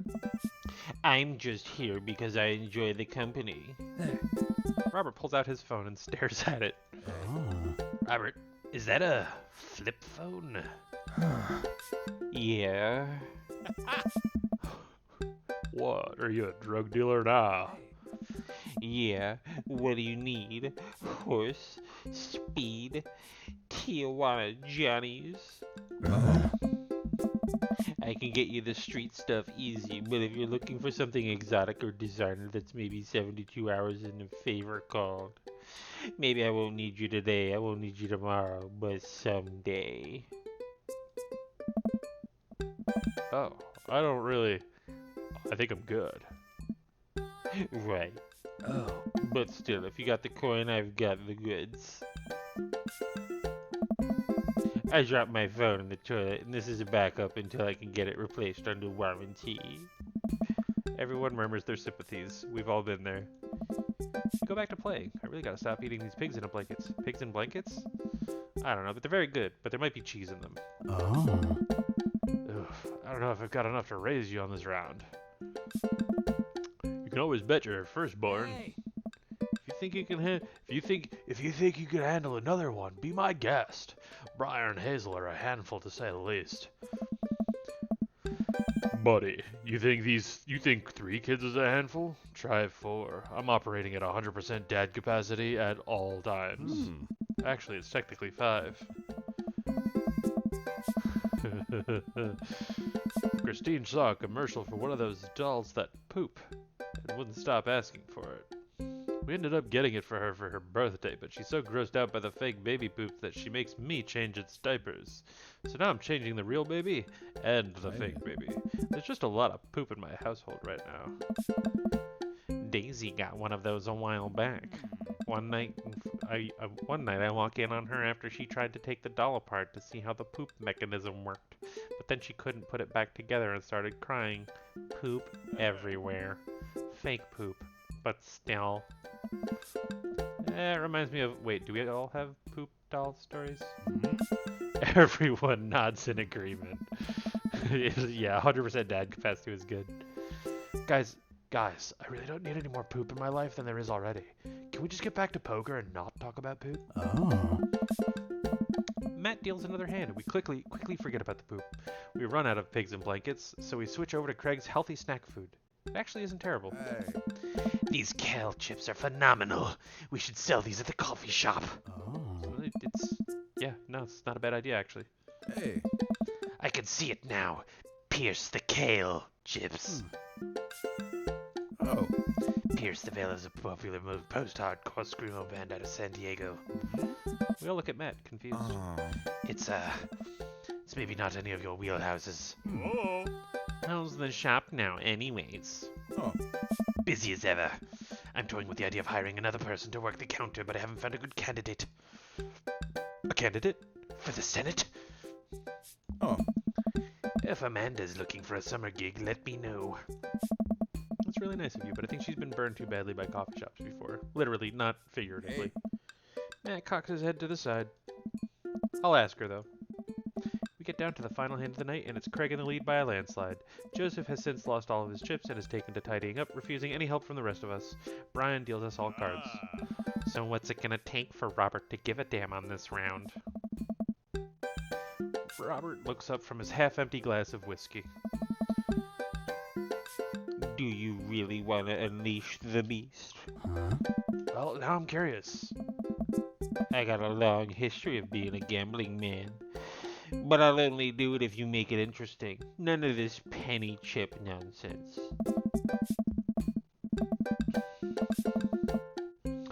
I got a Lily's 18-year single blend sitting in my closet right now. Was saving it for when River turns 21, but I'm willing to put it up as collateral. No. He throws the keys to his truck on the table. She's seen better days, but she can still pull a tree trunk out of the ground. Nope.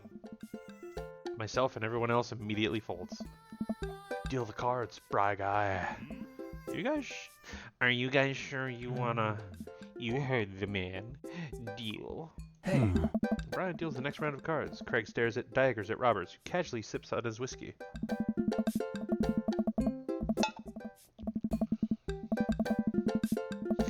So I know what you might be thinking. Robert put his old workhorse up for grabs. His only mode of transportation. At times in his life, his only home. How could he be so sure of his abilities in gambling? I'll tell you right now, Craig. I wasn't always like this. Get used to my tragic backstory that I'm lying about. I was a lot like you. Smart, talented, cocksure of my own luck. Great biceps, but it didn't last long though. I lost everything in a game of Pai Gow in the back room of a Shenzhen tea house that I thought was on what I thought was a 3-day business trip. Everything gone. Clothes, money, identification, you name it. I woke up in a deck near Yazoo Park and had to make my life new from there. It took me 3 years to beg, borrow, and steal my way back to American soil.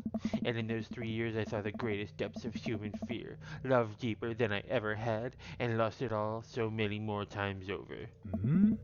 I've seen my own death, Craig. I know how I die, and it's not like this. Hey. So let's make this more interesting. Jesus Christ, Robert. Robert produces the deed to his house from his jacket and tosses it on the table. All I have and all I am. Are you prepared to go the distance? Oh. Craig wipes the sweat from his brow. He studies Robert's face intently, searching for any sort of tell that he can find. Robert casually sips his whiskey again.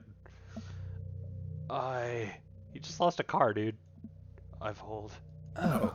Everyone erupts. Fine, the whiskey is yours. And that's why you don't dance with the devil. I think how does he fit into this friend group? I think he's just like one of those stray puppy types that like, you know that there's a good heart in there somewhere, and it was there at one point, but the walls are so thick that like, you're like, maybe one day he'll be okay, but he just never does. So, we gotta date him, right? So what was it? Were you bluffing or did you have the cards? No, he's not gonna tell you. That's for me to take to my grave, fellas. Hey. Oh. Next week, boys. Next week. You got it. Nice. I'll be there. Mm-hmm. Sure thing. It's been very relaxing, and I seriously doubt I will wake up in a cold sweat thinking about it tonight. Keep working on that. Keep working on that poker face, Dad. We all say our goodbyes and head our separate ways. Well, that was fun. Welcome. You've got dads. Right, well, that was cool. I could do one more date. One more date for the night. So, if anybody wants to put it up to a vote, I'm gonna, hold on, I'm gonna give it a minute.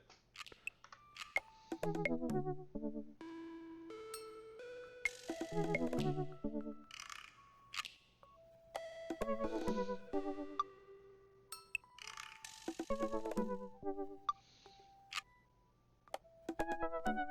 gonna be a lot to write this out.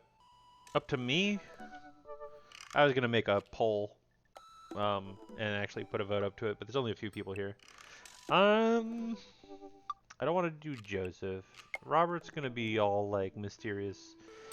Oh, tragic backstory.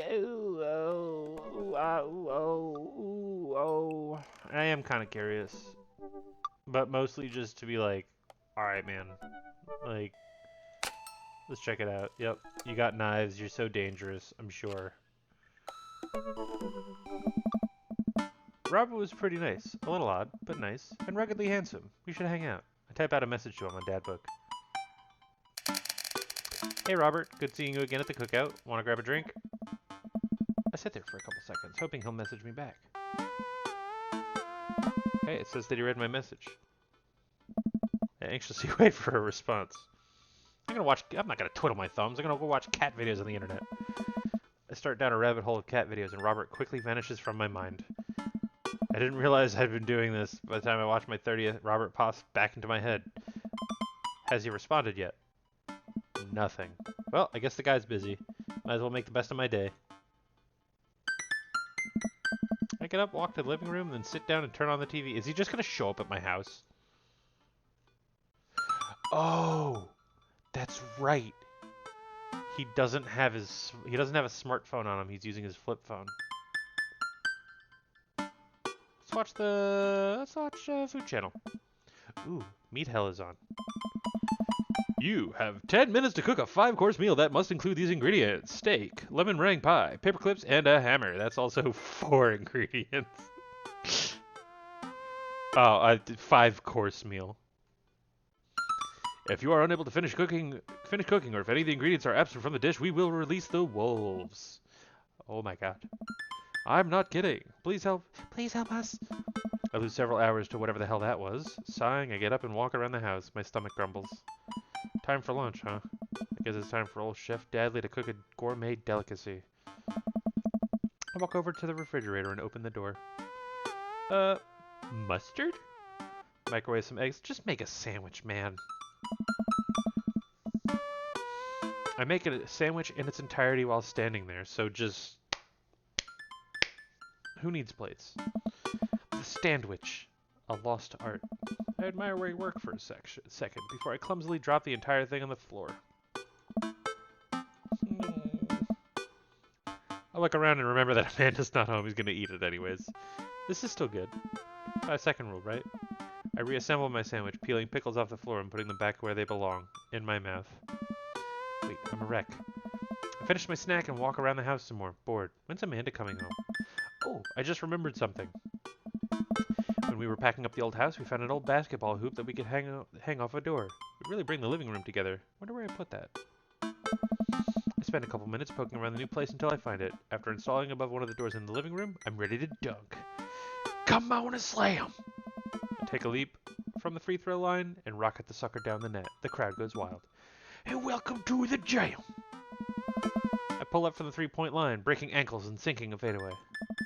I forgot the rest of the words to this song. Don't ask me, because I don't know them either.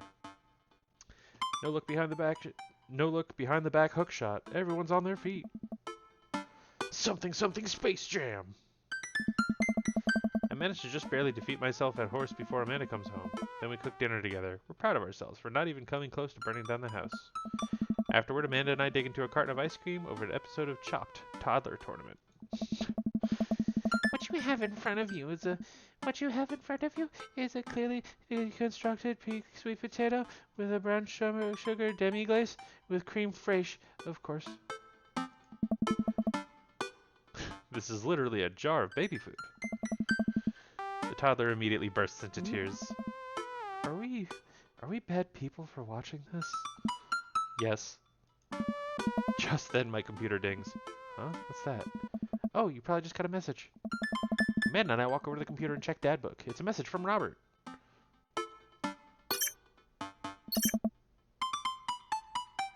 I already don't like this guy.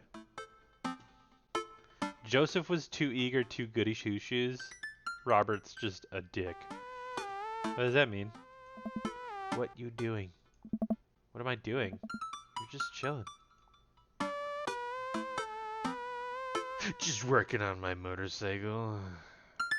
No, I don't have one. Watching television with my daughter. That's what I'm doing. Wow, Dad, pretty square. A couple of moments pass by. Another message pops up. He's not even gonna want to grab a drink. Hey, that means he wants to hang out. I know what that means, Amanda. But it's kind of late. Come on, Pops, live a little. I am living with ice cream and traumatized toddlers. Ah. Well, it's your life, but I think you'd have a lot of fun tonight. You are trying to get to know the neighbors better, aren't you? Fine. Type a message back to Robert, asking for the details, and he tells me to meet him at Jim and Kim's. Well, don't wait up for me. I never do.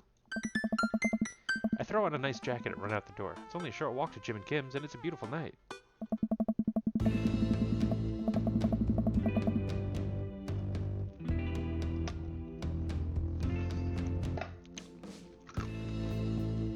I have a feeling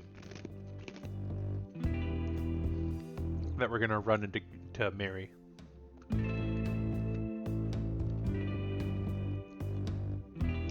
I walk into the bar and see the usual crowd of barflies drinking beer and watching sports. I spot Robert at the back of the bar and wave hi as I walk over. Hey man, how's it going? Hey buddy. Yep. Wow. All right. Just not even through the middle of the hangout session. Ahoy there, Skipper. Robert and Mary are here. Uh-oh. I brought Mary along. Figured we needed a drinking buddy. I cannot escape Joseph. It's like he's just so... He's pervasive. He's everywhere.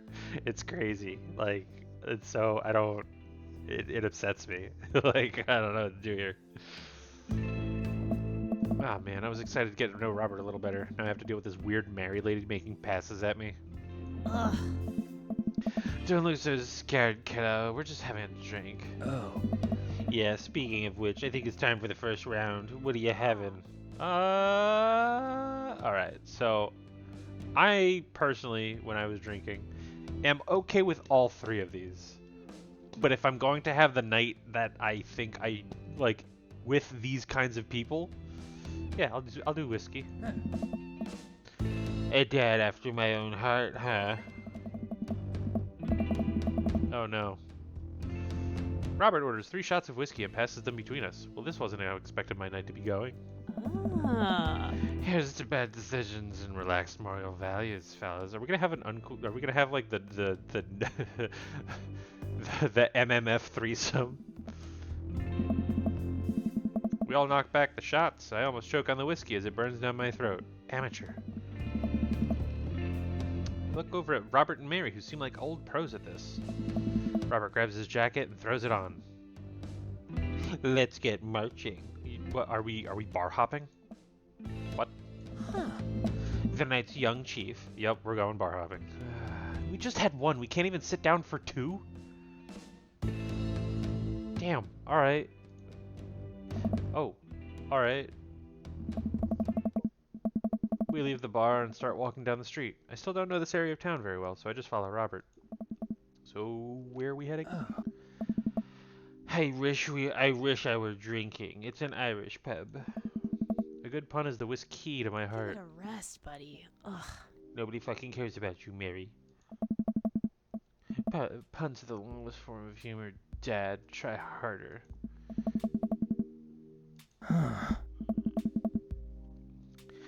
Thank you, Robert.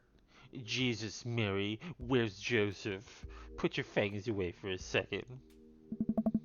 Thank you, Robert. You seem like a cool, respectful individual who's just letting people be as they are. Thank you for putting her in her spot.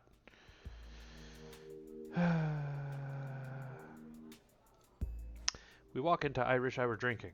The bar is pretty much the same as Jim and Kim's, except for the old-timey Irish memorabilia on the wall. Next round, what are you having? Well, I mean, you know, it's an Irish bar. Gotta have some whiskey.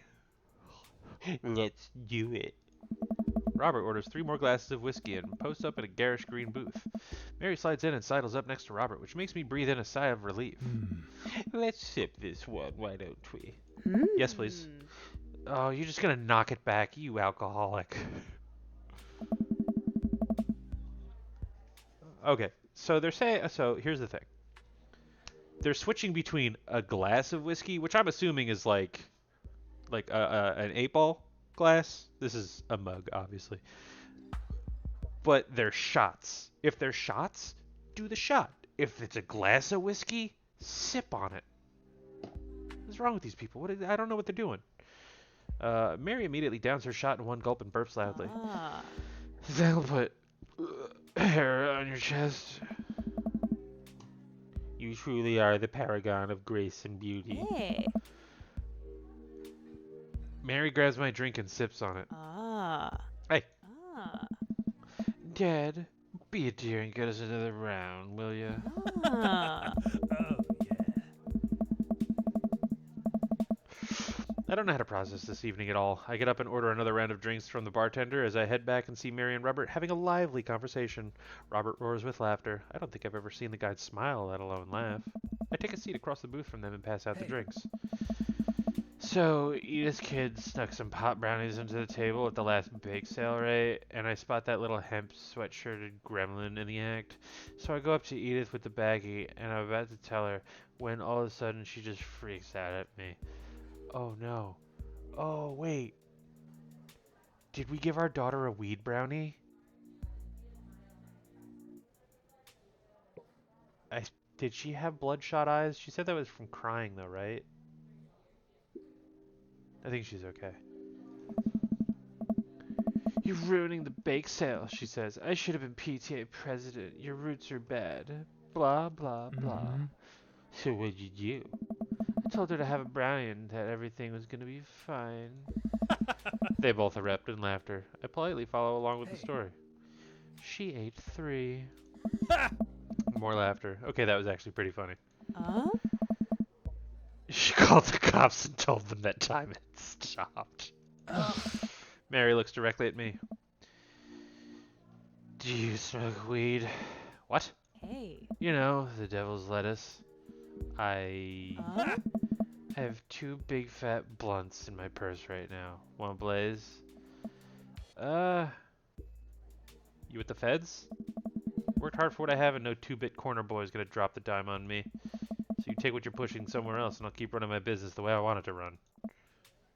What? Remember? You come at the king, you best not miss. Jesus, kid. Dial it back. Oh, I'm sorry. Are you the only one allowed to be funny around here? Huh? Bitch. Good. Hell yeah. Robert likes it. Robert giggles helplessly. Hey. I'm just kidding, cowboy. No, you're not. Mmm. Lay off the kid, Mary. He may not be used to your brand of humor. No. I've seen the way you treat Joseph. How am I supposed to know you're joking? Hey. Fine. We sit around and sip our drinks, people watching and cracking jokes. After a little bit of time, I began to warm up to Mary. Her jokes become much funnier, and much less scary. But it seems like she's not going anywhere anytime soon. I just wanted some alone time with Robert. I wonder if I can get her to leave somehow. Isn't Joseph wondering where you are? Absolutely not. If we wanted to leave, no. Lots of eligible bachelors around here, huh? I also don't think so. Could you get the next round is going to be my my point here. Although she's probably going to be like, shouldn't you be buying? No, you made me go and get it, and that's fine. Robert literally bought the first and the second one, and you drank mine. Go get your own, bitch. You trying to ditch me, pal? No. Because if you're trying to ditch me, you could just tell me to scram. Alright, scram. No, it's fine. Dad wants alone time with his new best buddy, Robert. Read you loud and clear. The wingman breaks formation to pursue their prey. Now, there we go. If you fellas will excuse me, Mary needs to sink her teeth into a helpless boy. Go with God. I like that God is not capitalized in that sentence. Nice seeing you. Deuces, nerds. Mary gets up and saunters off to a younger-looking guy at the bar. She grows on you. Does she, though? I feel like she kind of delights in making men suffer. Huh. Well, she does. But what about her and Joseph? Mm. What about him? You know, they're married, and she definitely tried to get in my pants the other night, and... over there. Oh.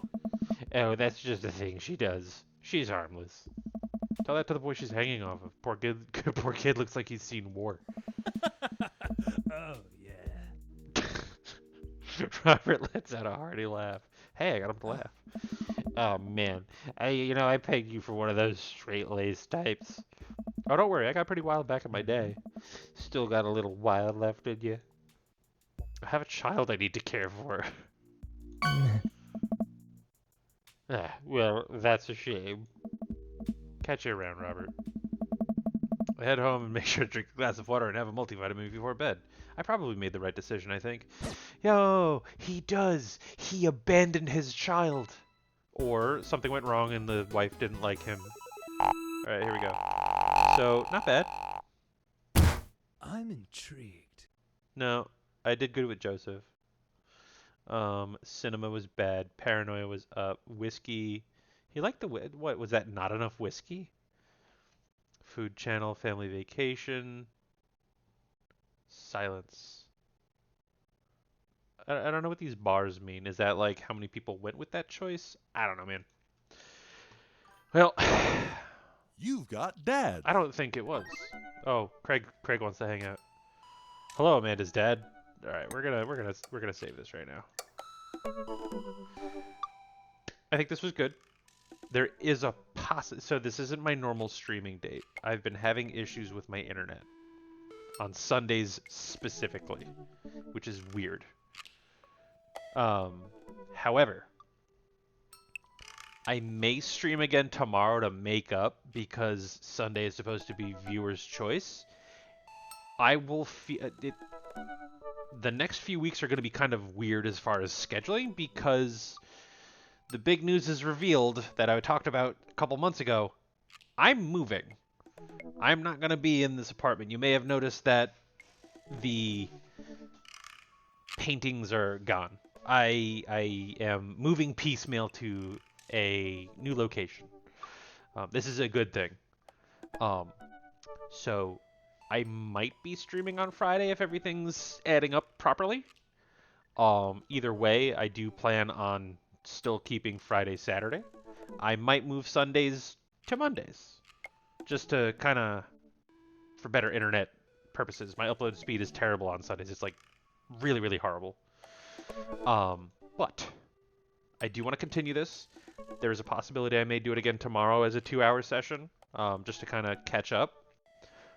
But we'll continue this whenever we get to it.